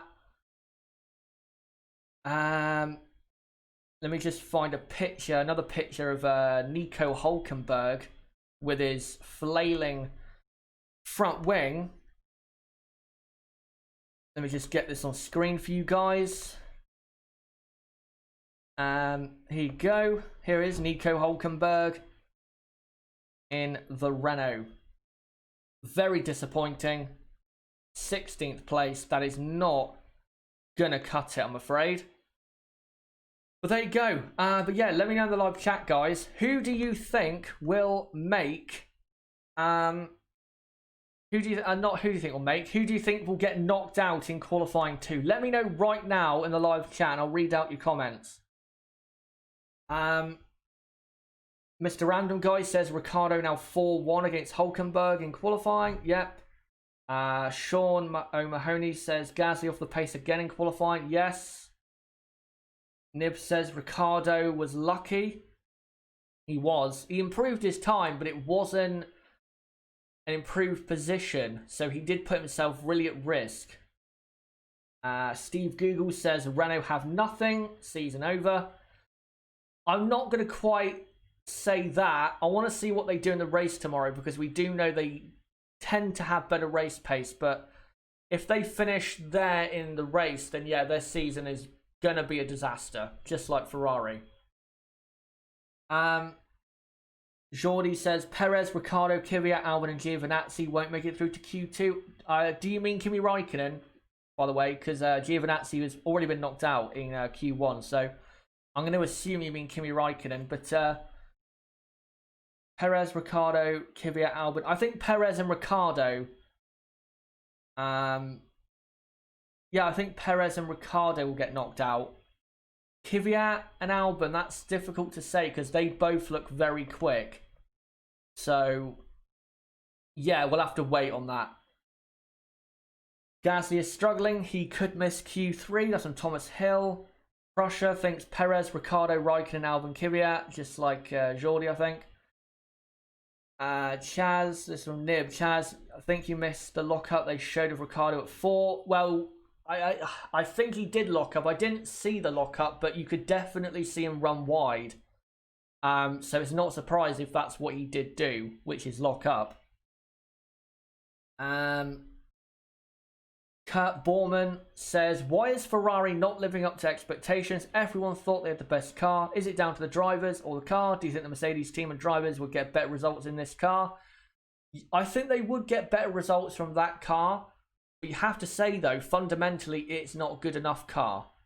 But they would get more out of what they have than what Ferrari are. But if you want to know more on that, I did a video about Ferrari about what was it, 9 days ago, last Thursday.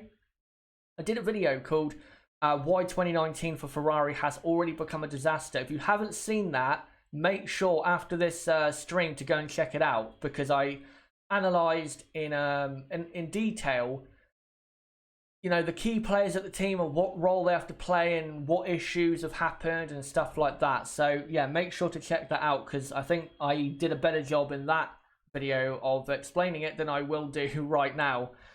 Astro Stevo, why Renault struggling is so much? They're struggling because, one, not enough power, as we know, but now two, not good enough aerodynamics and chassis.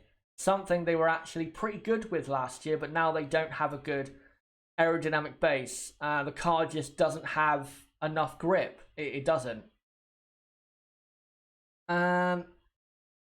Abhishek, I think it is, says Verstappen ready to spoil Ferrari's race. That now, for me, becomes a very interesting thing, as Q2, I believe, has just started. So let me just quickly change the text. There you go. Q2 has started. But that's the interesting thing for me to look out for now, is how will Max Verstappen interfere with Mercedes and Ferrari, because he was second, remember? And if they can keep up that type of speed, you never know, he could end up qualifying higher than we thought. And I will say, if Max Verstappen out-qualifies the two Ferraris, then this weekend is a disaster, full stop, for Ferrari. But yet, we are, for some reason on the TV coverage, they keep showing Q1 as having started. It's not Q1 FOM, it's Q2. Get it right.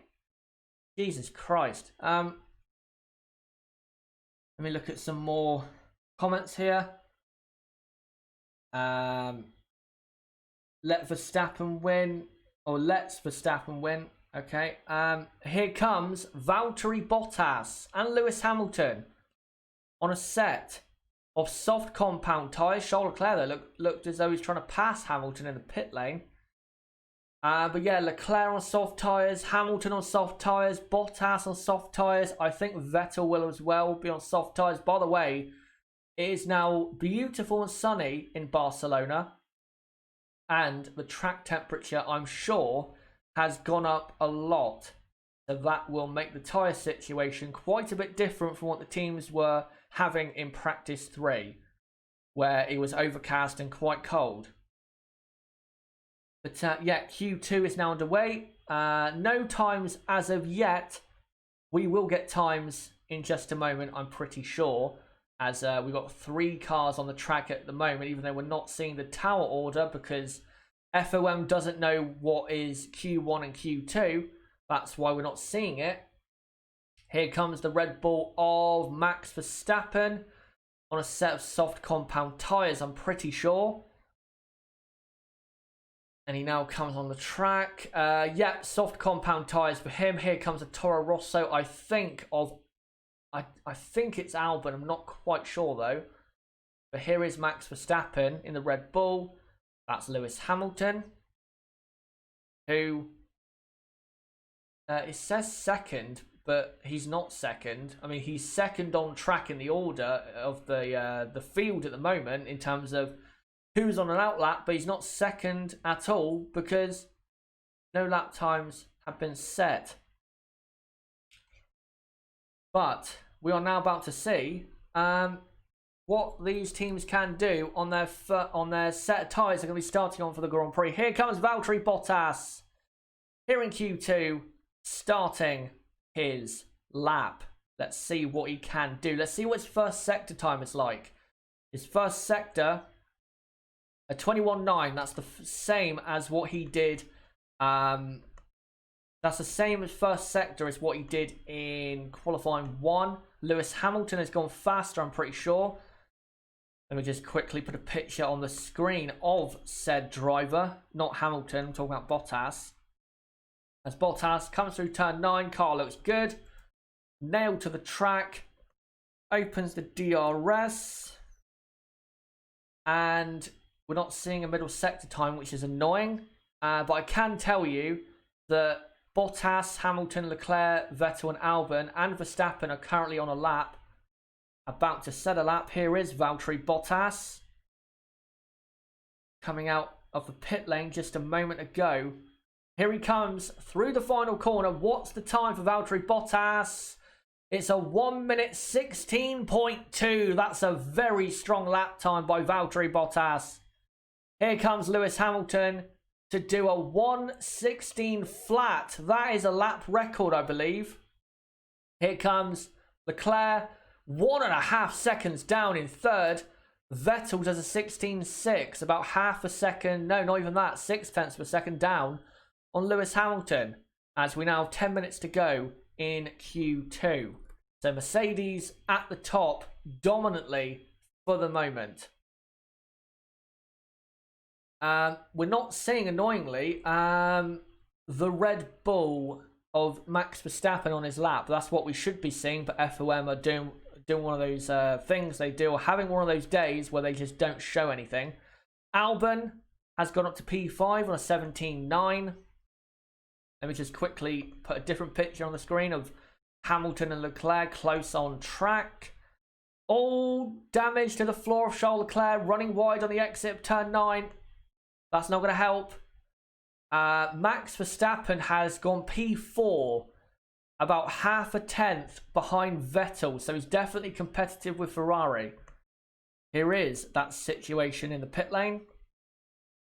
Hamilton ahead of Leclerc. Hamilton is currently fastest. Here is Lando Norris on a lap. He's 3/4 of a second down on Lewis Hamilton at the moment. And here comes Norris, a bit dirtier, I think, ahead from the Ferrari. Now he comes into the final chicane. And car looks nicely balanced, in my opinion. And now he comes up to the line. Where will Norris go? He does a 18... I don't know what that is. Oh, it's not an 18. It's a 17.9. It's the same as Kvyat's done. So he's splitting at the moment. Norris, the two Toro Rossos. Let's see what Kevin Magnussen has for us. No, that was not a pun. Before anyone says. Here comes Magnussen. Half a second down on Hamilton after the middle sector. Kimi Raikkonen is on a lap. He's 9/10 down on Hamilton after the middle sector. And Magnussen throws it in to the final chicane. Looking good in the Haas. Now goes through the final corner. And this should be a good lap time as Ricciardo goes P6. Magnussen goes P6 now on a 17.5. Good lap. Raikkonen only P11 on an 18 flat. That's not going to cut it. Romain Grosjean goes P5 on a 17.2. Carlos Sainz goes P8 on a 17.5. Now we wait for Perez, who goes 11th on a 17.9. That's not too bad of a lap time. He could get into the top 10. You never know. Pierre Gasly is on a lap. Where will Pierre Gasly go? Let's see if F1 will ever show us where Pierre Gasly... Here he is. Turn 12. He's in, now into 13, now into the final chicane. Red Bull looks good to me. Comes through the penultimate corner and the final corner, and Pierre Gasly should go into the top 10. Here he comes and goes P5. That is good enough, in my opinion, from Pierre Gasly. So, let me quickly do the order ahead of the final runs in Q2. So you got Hamilton fastest from Bottas in second. Sebastian Vettel is in third place. I think Charles Leclerc is going to have to go again on another set of tyres because he's only 4/10 inside being in Q3. Verstappen is fourth. Gasly is in P5. Sixth is Romain Grosjean doing his best. Charles Leclerc is P7. And then you got Kevin Magnussen in P8. Carlos Sainz is P9, doing very well in the McLaren. Ricciardo with a great lap time, you have to say, P10. If he can do that, that'd be great for Renault. Alexander Albon is in P11. P12 is Sergio Perez. That's quite a good position. Norris has to improve quite a lot from P13. That's not good enough, considering where his teammate is. Kvyat P14 also does have to improve. Raikkonen also quite far down in P15, but you have to say the Alpha not looking that great.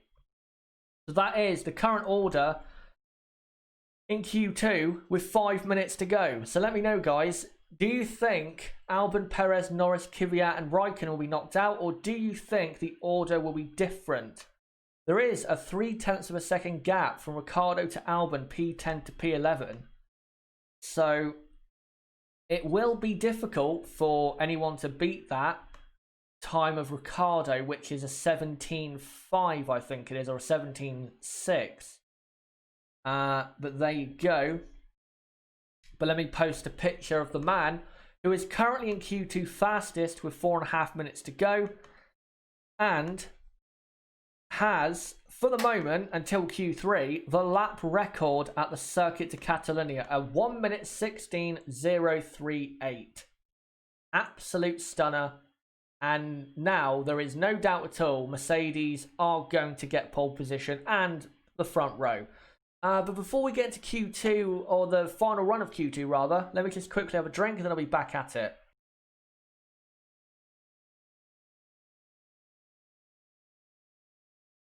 Right, so 4 minutes to go in Q2. Albon, Perez, Norris, Kvyat and Raikkonen are in the drop zone for now. And yeah, they have a lot of work to do if they're going to get into the top 10 shootout.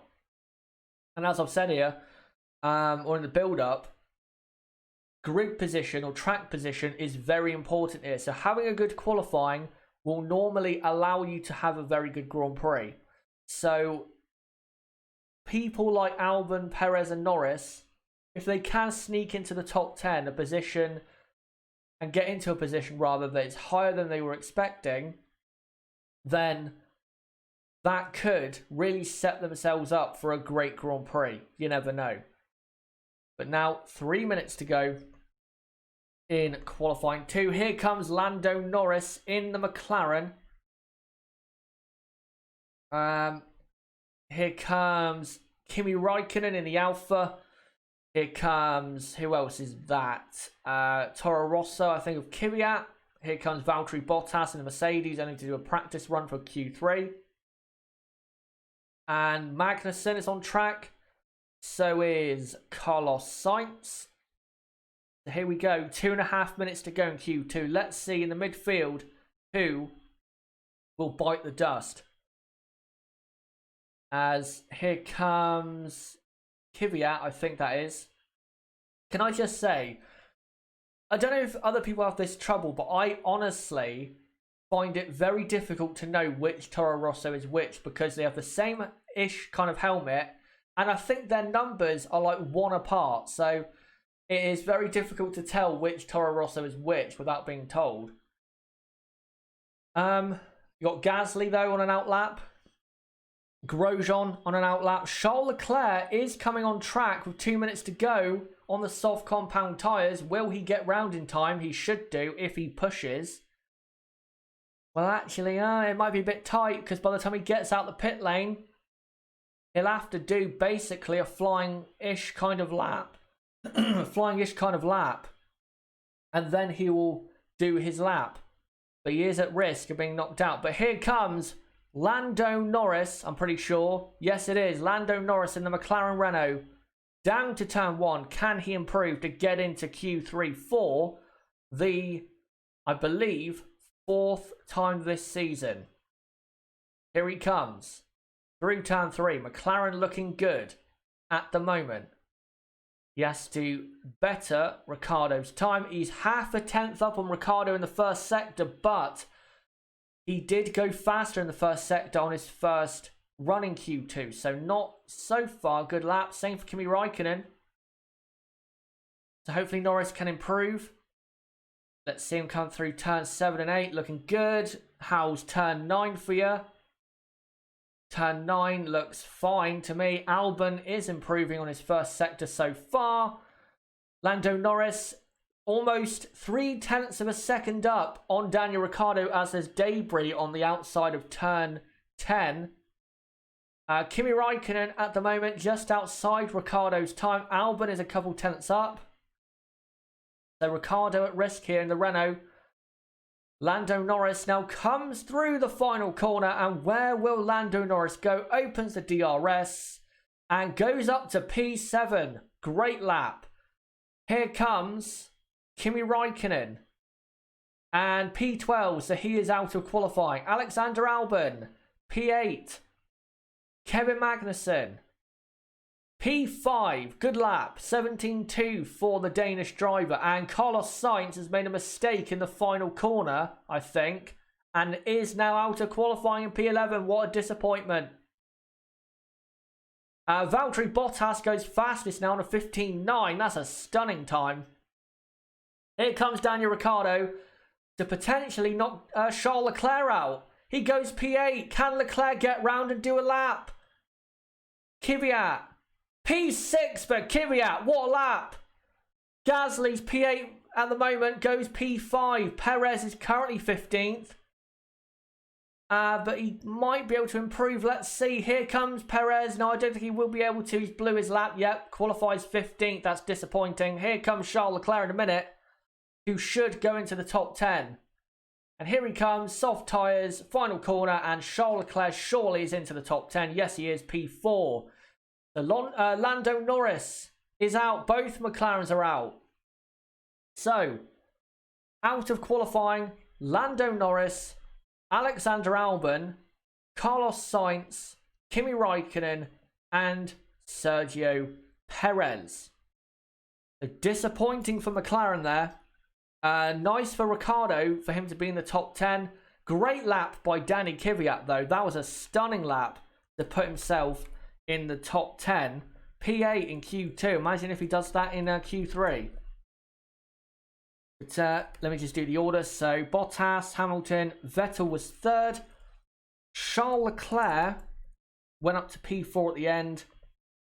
Max Verstappen ended up P5, but he's only about half a tenth off the Ferrari drivers. So not looking that great for Ferrari, you have to say. Gasly is P6. Gasly at the moment is doing what he should be doing in his Red Bull car. 7th, Romain Grosjean. In 8th, Danny Kvyat. 9th is Kevin Magnussen. Haas aren't quite showing the pace we thought they would, but there's still time for them to show more in qualifying 3. 10th, Ricciardo. That's great for him. Lando Norris, P11. P12, Alexander Albon. P13, Carlos Sainz. P14 is Kimi Raikkonen. I think Alpha won't be that shocked, to be honest, because I think they expected to be poor at this track. And Perez, 15th. So knocked out Q2, Norris, Albon, Sainz, Raikkonen, Perez. Along with Hulkenberg, Stroll, Giovinazzi, Russell, and Kubica from Q1. There you go. Let me just quickly change the text. Q2 has finished. So there you go.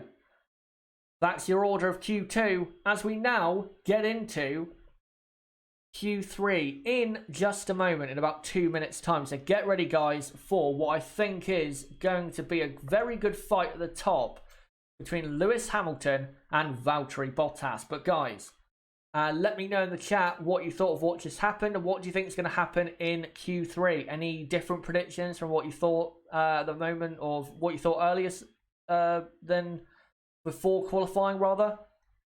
Let me know in the chat. Let me just see some comments here.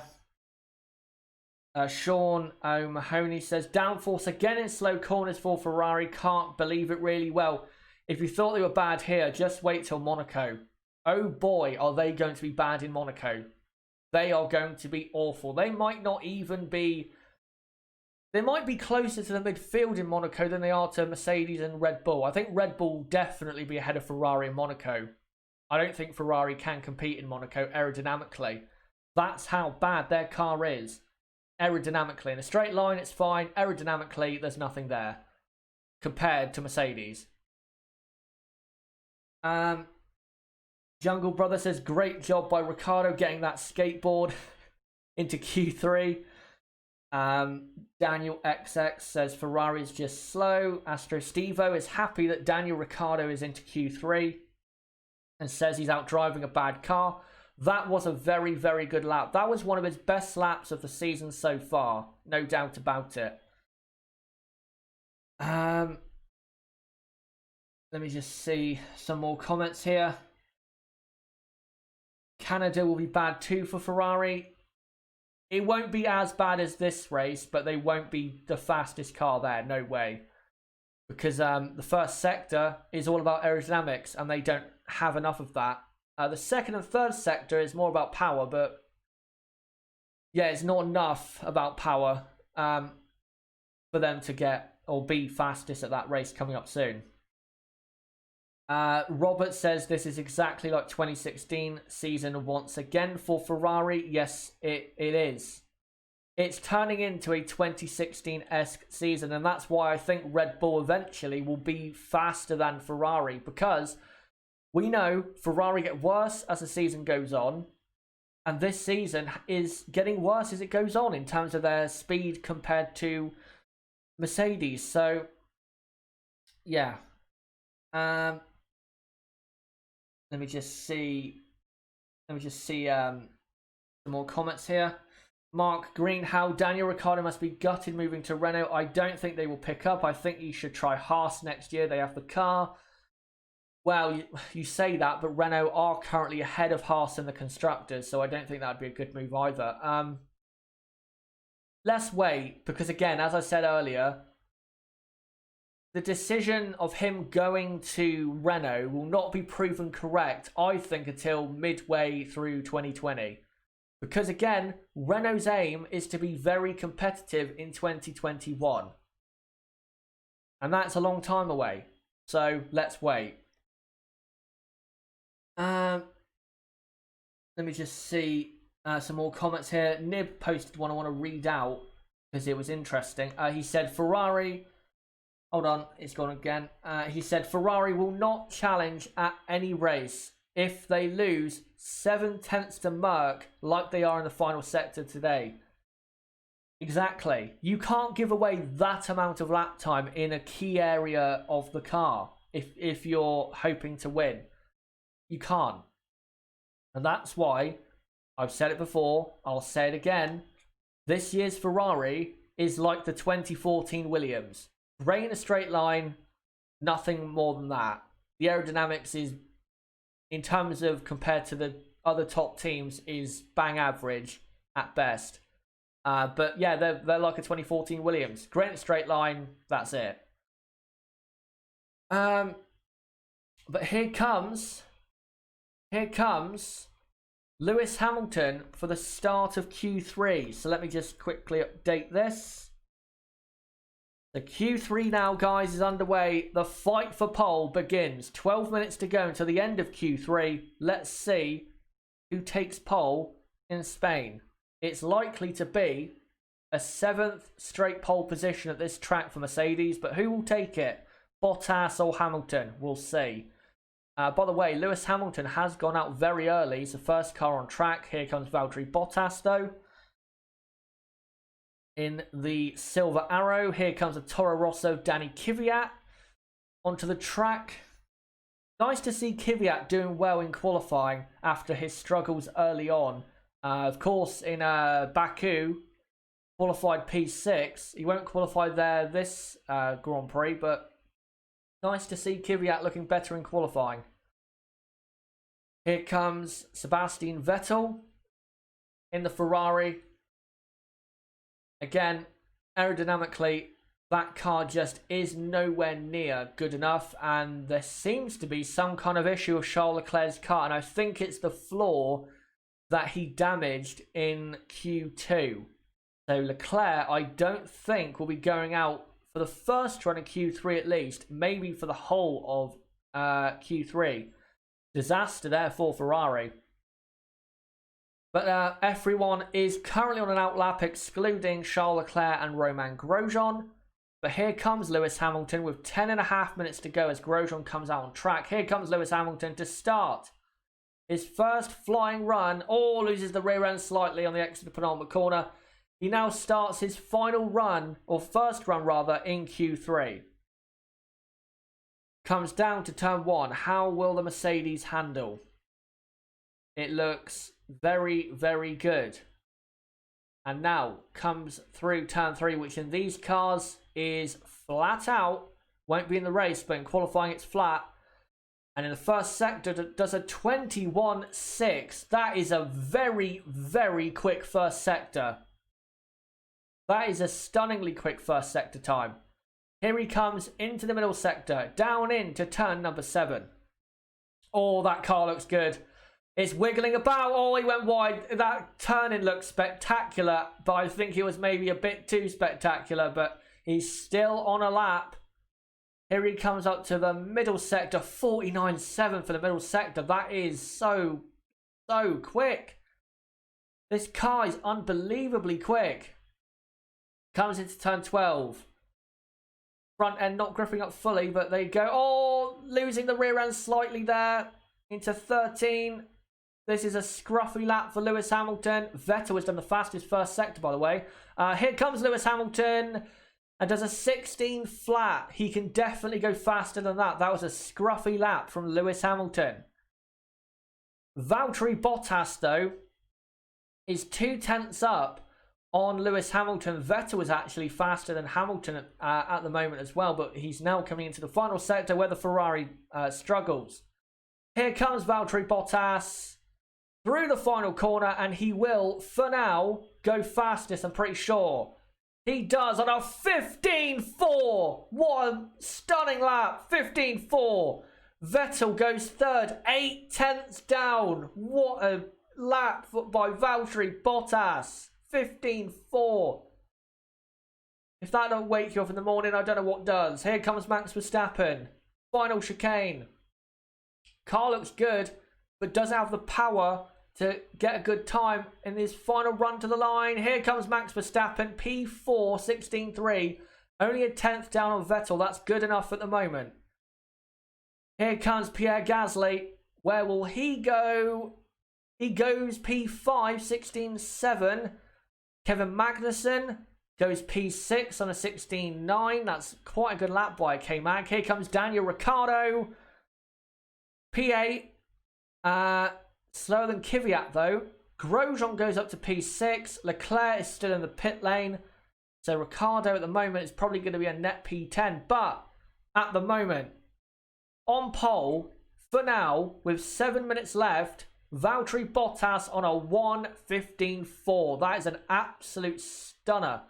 Here's Hamilton at turn 7. He definitely lost time, but I don't think he lost half a second. I think Bottas's lap was just that good. I think Hamilton could close that to say within maybe a couple tenths, but I don't think Hamilton would have gone faster on that first lap, honestly. But let me now update the order. So, after the first run in qualifying 3, it's Bottas from Hamilton, Vettel 3rd, Verstappen 4th. 5th is Pierre Gasly. Charles Leclerc, I think, is going to go on track. 5th is Gasly. 6th is Romain Grosjean. 7th is Kevin Magnussen. And then 8th is Kvyat. 9th is Ricciardo. And 10th, for the moment, is Charles Leclerc. So, there you go. That is the order after the first run in Q3. 6 minutes to go.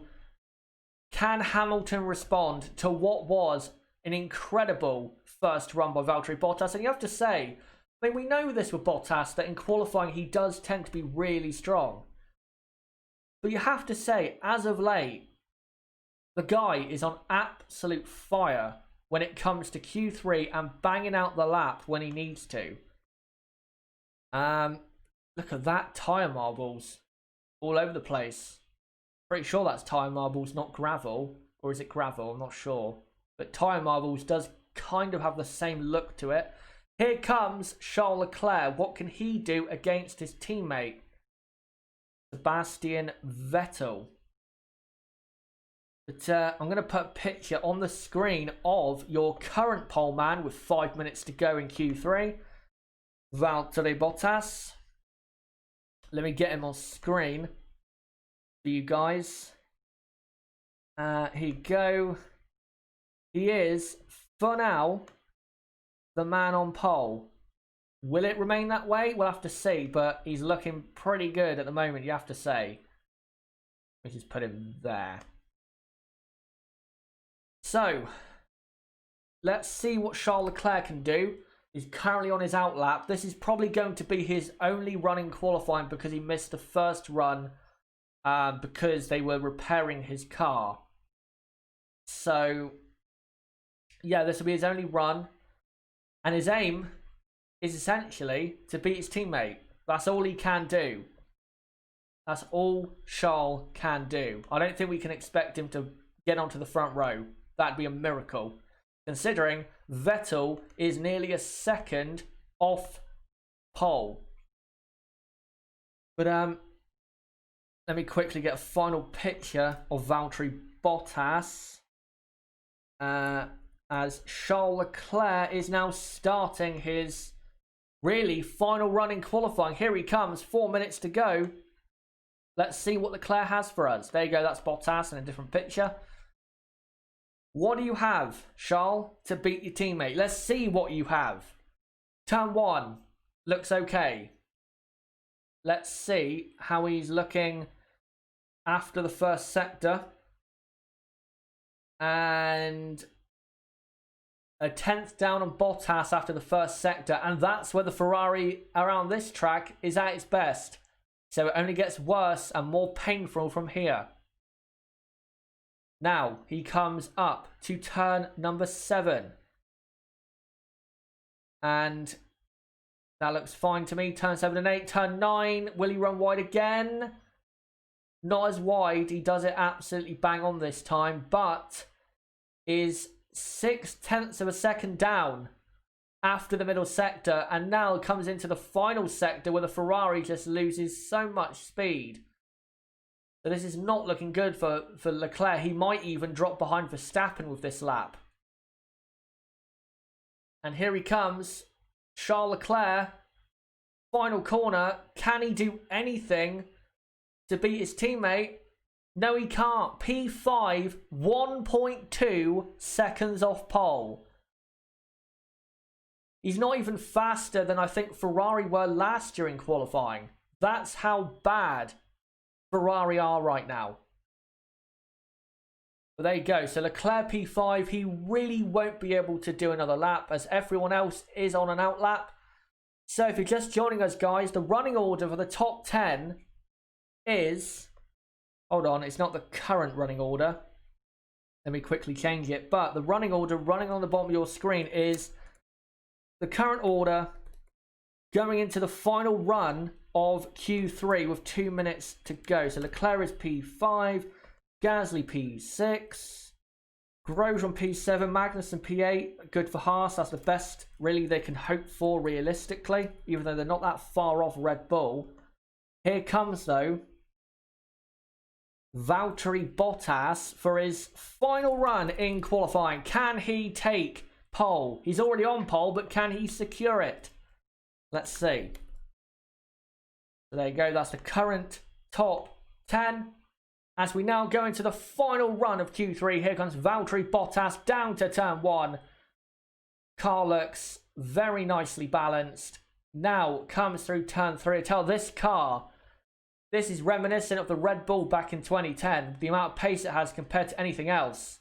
Bottas does not improve his first sector time, but the first sector is not that important compared to the rest of the lap. He doesn't have to worry yet. But now it comes through turn 5, 6, now 7. Turn 7 looks good to me. No Larry moments from Valtteri. Now he comes up to, goes through turn 9, now comes up to turn 10. What is his mid-sector time? It's still slower. He's going even slower than he was in his first run. Vettel is improving his time at the moment, but I don't think Vettel will contend for pole here. Hamilton, though, is down also on Bottas. So Bottas at the moment is looking good enough for pole. And here he comes through the final corner. Valtteri Bottas does not improve his time, but remains on pole for now. Here comes Sebastian Vettel. P3, that lap was even slower than his first run. Here comes Lewis Hamilton. And he stays in P2, so Valtteri Bottas will take pole from Lewis Hamilton second and Vettel in third. Grosjean has obviously made a mistake and is now coming into the pits. How is Charles Leclerc's on another lap, by the way. Here's Max Verstappen. Run to the line. Where will Max Verstappen go? He goes, he stays P4. What will Charles Leclerc do? Comes to the line. Leclerc stays P5. And who else have we got out there? Kvyat, he's already done his lap. Pierre Gasly has finished his lap. So, on pole position for the third consecutive Grand Prix is Valtteri Bottas. From Lewis Hamilton in second. Then third is Sebastian Vettel. Fourth is Max Verstappen. Fifth is Charles Leclerc. More of a disaster, you have to say, for Ferrari than it was looking that it was going to be. Gasly sixth.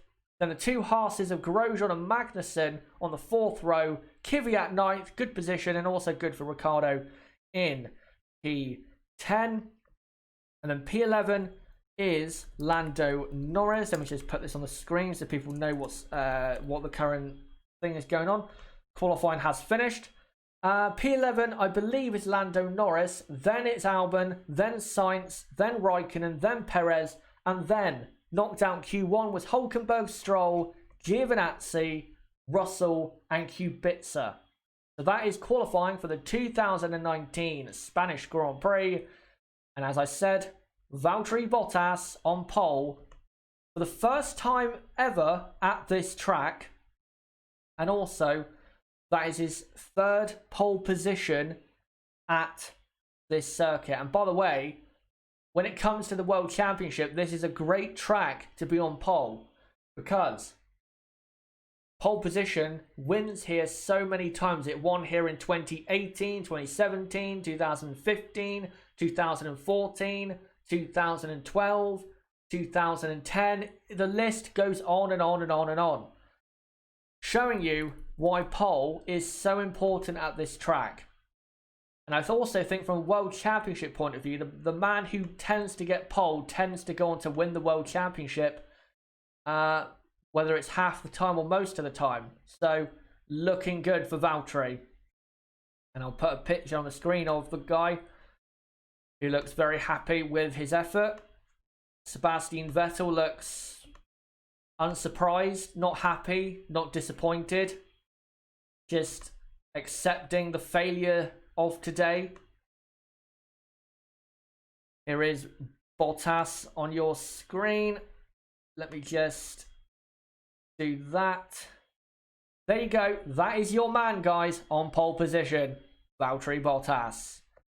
But guys, for the next 25 to 30 minutes, I, with you, will react to what's happening qualifying for the 2019 Spanish Grand Prix. So, make sure to keep posting your comments in regards to what's happened, what do you think about the fight for pole, and also what happened with Ferrari, Red Bull, the midfield. Let me know in the live chat and the comment section, and I will read out your comments in the next half an hour or so. So get putting them in the comments and I'll read out as many as I can.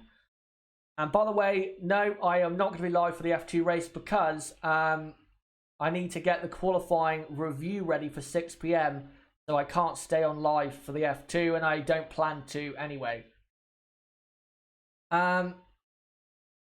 Wiggle Piggle says, yes, the start of the Sunday's race will be important. If Bottas maintains the lead into turn 1, I think Valtteri will win the Grand Prix because he has the pace to stay in that position. Let me just see some more comments here. Can Bottas do a Rosberg? Surprised me again. He could. I think as the season goes on, he's surprising people even more and proving people wrong even more as the season goes on because people are starting to expect Valtteri to start dropping off and to start, you know, losing pace compared to Lewis Hamilton, but it's not happening. If ever, Valtteri is actually getting quicker than Hamilton at the moment. So Hamilton has work to do, and if Hamilton's going to win tomorrow, he has to win it at the first corner on the first lap. And you know what that means? Could be an accident. Right, let's see more of your comments. By the way, please don't type all caps because it's really annoying also for the moderators, but for me to, you know, see whose comments or to see, you know, which comments are best. So please don't post all caps. That's not, you know, a good way of standing out. It's just going to get yourself banned. Let me just see what is going on in the chat. Wish Wader says Rosberg beat Hamilton because Hamilton's car kept braking. That doesn't explain it this time. So is Bottas better than Rosberg? I'm not going to say if Bottas is better than Rosberg until the end of this season. But put it this way, if Valtteri is going on to win the World Championship this year, he's definitely doing it in a better way than what Nico was. Because he's having to go head-to-head every race with Hamilton when in 2016, Hamilton, after the first 4 races, and 2 of them had reliability issues which affected the fight. Right, let's read out some more comments. Silver Ward 2.0, indeed. That's from Daniel XX. James Evans says, what is Leclerc doing? Well, for Q3, he went out midway through and then did another run at the end because he had to have his floor repaired at the start of Q3 because he ran wide at turn 9. Now, you may say, oh, that's unlucky, but at the end of the day, he caused it. He ran wide, he damaged his own floor, so that's what you get when you do that. So Leclerc's fault when it comes to that, I'm afraid. Let's see what you guys have to say. Joshua Forster says Bottas. I don't think I'm doing it justice. I probably should scream it, but I don't want to scream right now in case my throat dies. Wish Wader says well done Bottas. And that's true from Thomas Hill. Nobody improved. I think Kvyat improved. And I think Leclerc, it might have slightly improved his lap time. But yeah, no one really improved their final lap time. Which is a bit of a surprise here because normally the track just ramps up in terms of grip. James Evans says, really annoyed that the race start is at 10 past 2 p.m. Then the Premier League final day is on at 3. Well, that explains something that I might as well say now. Nib won't be on the race watch-along tomorrow. Not because he don't want to be. It's because Liverpool, of course, are playing tomorrow. And they have a big game with, I don't know who they're playing. But Man City, you know, Liverpool going at it, title race, all that.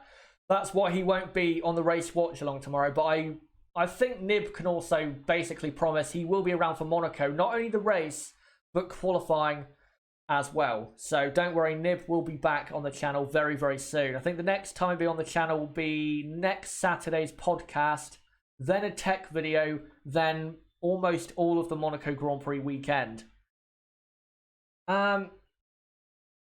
McClaw Larson, Ocon mad af right now. Yeah, every time Valtteri gets pole, he gets even more angry, I think, Ocon, because he's seeing his opportunity of a Mercedes drive slip through the net. But I don't think Ocon deserves a seat at Mercedes. I don't think he did well enough at Force India to deserve a seat and warrant that seat. And Valtteri right now is leading the World Championship. So why would you drop Valtteri Bottas for someone who hasn't been in the sport for a year and did well, but not well enough at Force India in 2017 and 2018? It makes no sense if they drop Bottas for Ocon. Makes no sense whatsoever. Unless Bottas wins the World Championship and does a Rosberg and retires. And that's the only way Ocon can get into that seat, I think. Let's just see some more comments. And by the way, I've just forgot, and that really is not going to help Nib's feelings about Daniel Ricciardo. And I've just remembered, yes, you're right, Steve Google. Daniel Ricciardo has a 3-place grid penalty. So Daniel Ricciardo will start in 13th place. So even though he's qualified 10th, it's not looking that good for Renault, honestly. He did well to qualify P10, did Daniel Ricciardo, but yeah, in terms of starting position, 13th and 16th, that's not exactly where Renault were hoping to be at this Grand Prix in qualifying, say, 2 months ago after testing. JB says he thinks Bottas will go to Ferrari for 2020 and then Ocon will get the Mercedes seat alongside Hamilton because he thinks Vettel will retire at the end of this year, in his opinion. I've seen plenty of people saying that they think Sebastian is going to retire. I don't see it.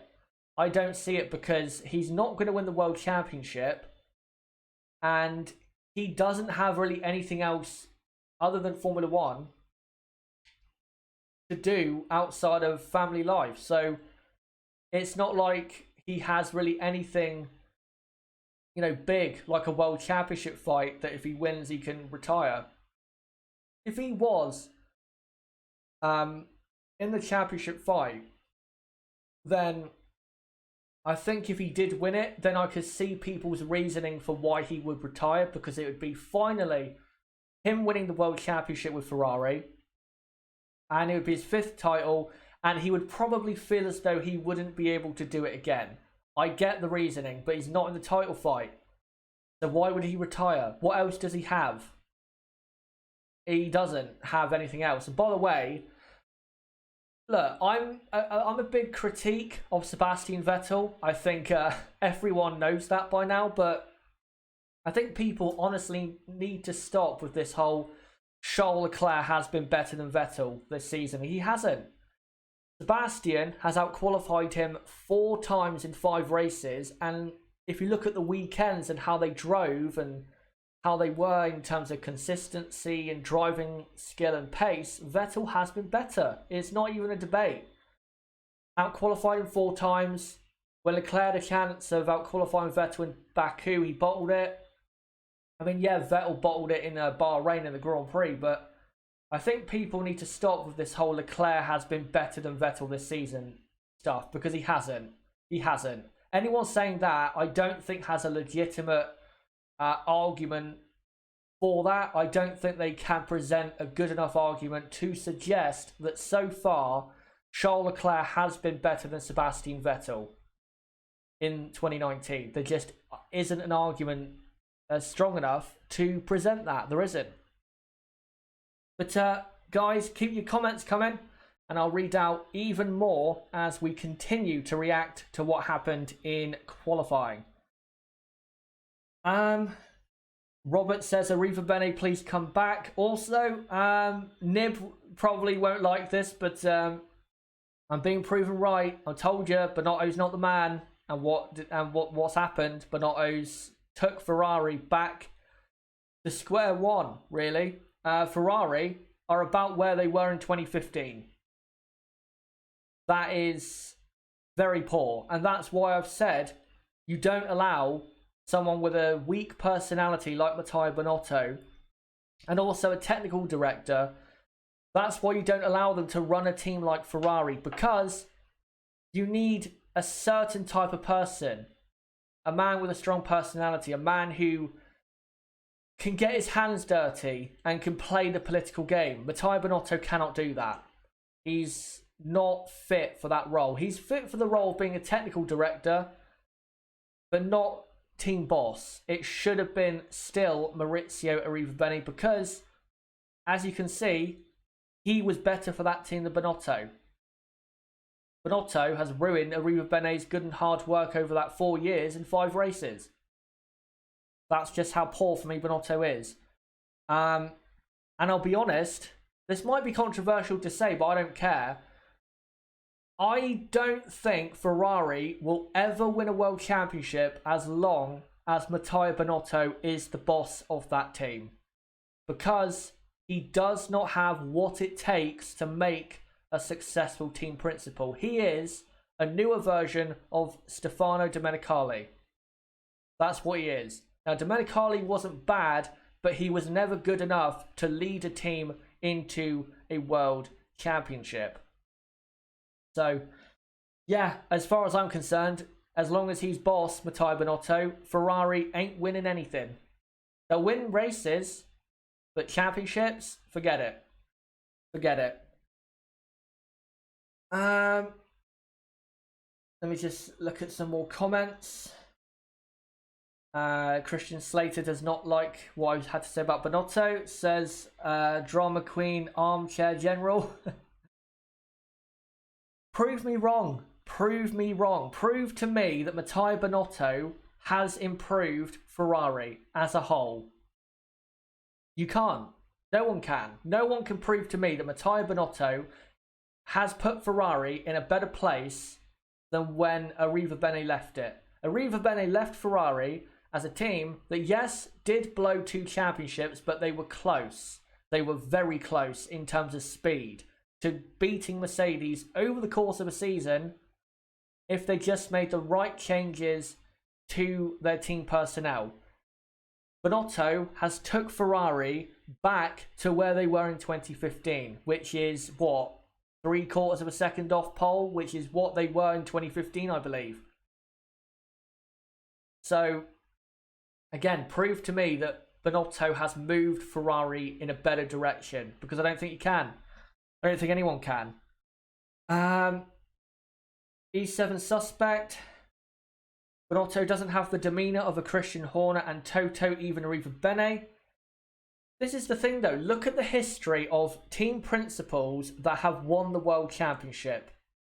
You'll notice something, they all have a big personality and aura within Formula 1. So, Toto Wolff, Christian Horner, Ross Brawn, Ron Dennis, Jean Todt, Flavio Briatore, Frank Williams, who else after that? Colin Chapman, I think, as well. He was a technical director, you know, he designed the car, but he also had a strong personality within Formula 1 and was very successful at managing that team, Lotus. Ken Tyrrell, that's another one. Enzo Ferrari, Luca Di Montezemolo. List goes on. These people with strong personalities, great leaders who won the World Championship more than once. Binotto is not a strong leader or a good leader, and he doesn't have the personality to manage a team like Ferrari. I tell you one person who I think would be maybe not fully fit for that role, but would fit better is Frédéric Vasseur from Alfa Romeo. I think if he was team principal for Ferrari, that would be a good decision, because I think with his experience and the way he is within Formula 1, I think he would fit better, and I think he would get more out of what is at Ferrari. And look what he did to Sauber. He took them from the back to, what, P6 in the Constructors? And they looked to be consistently one of the faster teams in the midfield. When he took over, they were at the back almost every Grand Prix. So, yeah, there you go. Yeah, Brabham. even though that was a kind of a peculiar, struggling to say that word, peculiar case was Jack Brabham. And yeah, Eccleston as well, because Brabham won in 81 and 83 with Nelson Piquet. Again, I see someone saying Eddie Jordan, but he never won a championship, but he was a strong personality. LC Games says, you say this, but yet Red Bull haven't improved under Horner for 4 years. That doesn't really come down to Red Bull. That was more so to do with Renault, and I think people understand that. But also, he did improve the team from difficult seasons during that V6 turbo era. For example, look at how they improved from 2015 to 2016. In 2015, they could barely get a podium. In 2016, they were consistently on the podium at every Grand Prix. And look at last year, the end of last year, Red Bull had the best car for the last 5-6 races. So I disagree. Let me just look at some more comments to do with this. I'm just trying to find the best comments I can. I'm not going to stay on for very long. I'm going to stay on for another 10 minutes or so. Pablo says, Ferrari team needs a shake-up in management. Sergio Marchionne, rest in peace indeed, would not have put up with the current team. This is the thing though, even though, yes, of course, he did, sadly pass away, he made the decision to replace Arrivabene with Binotto, so you can't not blame him. He also has to share responsibility. I know, of course, he's passed on, but the decision really came from Marchionne before he passed away. And then Ferrari felt guilty if they didn't carry through that decision. So, yeah. Let me look at some more comments here. Astro Stevo says, has Bottas found his inner beast? He's so different from last year. Even though he was unlucky last year, why such a big performance and consistency difference? No lackluster races so far. Well, this is the thing. If you take out Australia from last year, he was actually basically the same last year compared to this year. Because remember, in Bahrain, Shanghai, he out-qualified and out-raced Hamilton in 2018. In Baku, was going to win until his tyre popped. And in Spain last year, was only like half a tenth off pole and finished in second in a Mercedes 1-2. So he's not that different from last year. He's just getting better fortune, which he deserves, to be honest, because he was so unlucky at the start of 2018. So I think he's basically showing us what he was capable of last year if he didn't get so unlucky. And I think the bad luck he got affected his confidence, and that's why in the second half of 2018 his confidence dropped, his speed dropped, his performances dropped. So there you go. Jungle Brother says, bring back Arrivabene. His car was beating Bottas at least. LC Games says, Binotto may have been the wrong appointment, but Arrivabene bottled 2 championships, had to go, just bad replacement. No, I disagree. Because if you actually look at the causes behind why they didn't win the championship, Arrivabene was not one of them. The causes were 3 things. Poor development from Singapore on. That's Binotto's fault. That is, because he was the director of the technical side. Vettel's mistakes and strategy errors from one Inaki Rueda. Now, I think you can blame Arrivabene for not replacing Rueda with a different strategist who is better in that role. You can definitely blame him for that. But I don't think you can blame him for the poor development from Singapore on that Binotto was in control of, and Vettel's errors. That was Vettel blowing the good pace of the Ferrari on race day or in qualifying, whatever it was. Arrivabene was not one of the main causes of their failure. Arrivabene, if you look at his time at Ferrari, two things. One, Ferrari went from a team that was second or third fastest on the grid, but not really consistently competitive with Mercedes, to a team that could compete with Mercedes at almost every single Grand Prix and had the pace to win the World Championship under his, leadership. Now, Binotto, I will give him praise. He also did improve the car. But, again, under Arrivabene's leadership, they went from second or third fastest to a championship contending team. So, yeah, you can say he bottled the championships, but he also led the team into that position. So, it works both ways. And also, I did a video about this in January when it was announced. But if you look at the stats, Maurizio Arrivabene's first 4 full seasons at Ferrari were better than Jean Tot's first 4 full seasons at Ferrari. That's Jean Tot's years are 94, 95, 96, 97. I know he joined in 93, but it was halfway through and he couldn't really do anything to improve that car. But yeah, if you compare 94, 95, 96 and 97, Jean Tot's first full 4 years, to Arrivabene's first 4 years, which was 2015, 2016, 2017 and 2018, Arrivabene's was better. So, again, I just think sacking Arrivabene was not the right decision. There just wasn't enough evidence for me to suggest that it was. Let me look at some more comments here as I come to the end of the stream. Han Solo says he couldn't motivate the Ferrari team as a whole. He did not make them better. I disagree. I think it's quite clear to see he did improve the team. Just look at how they improved from 2014 to 2015 and how they got better as the season goes on. So I disagree. I think Arrivabene did make the team better for sure. Binotto is taking the team backwards and back to where they started in 2015 with Arrivabene. Right, let me find some more comments here.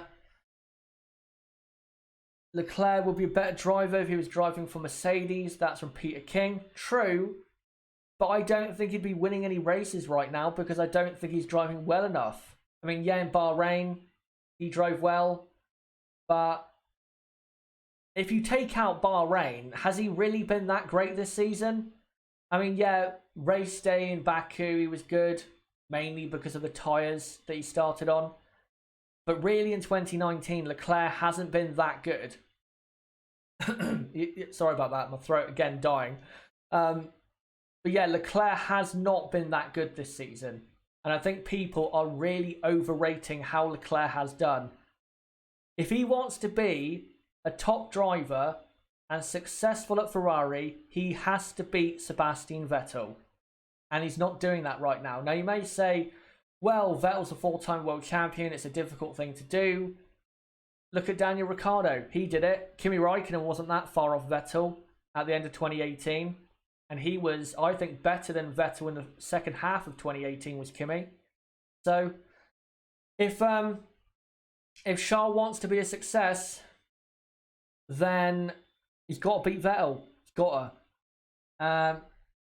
Right, I'll read out, I think, a couple more comments and then we'll go on to the end of the stream because I think I have ranted long enough. By the way, guys, remember, I will be live at 6 p.m. UK time for the review of qualifying. I'll make sure to schedule the stream so you guys can sit and wait if you want. But yeah, live at 6 p.m.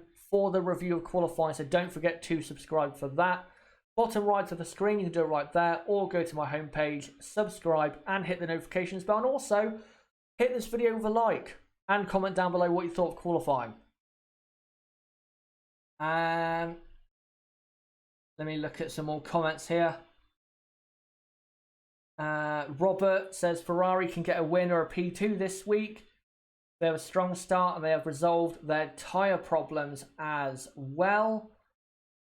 I don't think they can. Even if Ferrari have an amazing start, I still think Ferrari will lose because they're losing so much lap time. They don't have enough time in hand to hold up the Mercedes without being passed or passed during the pit stop. So I don't think that's even possible either. The only way they're going to beat Mercedes is if reliability issues hit Mercedes, or a crash, or a really bad and long pit stop. That's the only way Ferrari can win. And to be honest, if you look at the lap times, I think Max Verstappen is in a better position to win if Mercedes muck up than Vettel and Leclerc, because I think Verstappen will have a better race car. Astro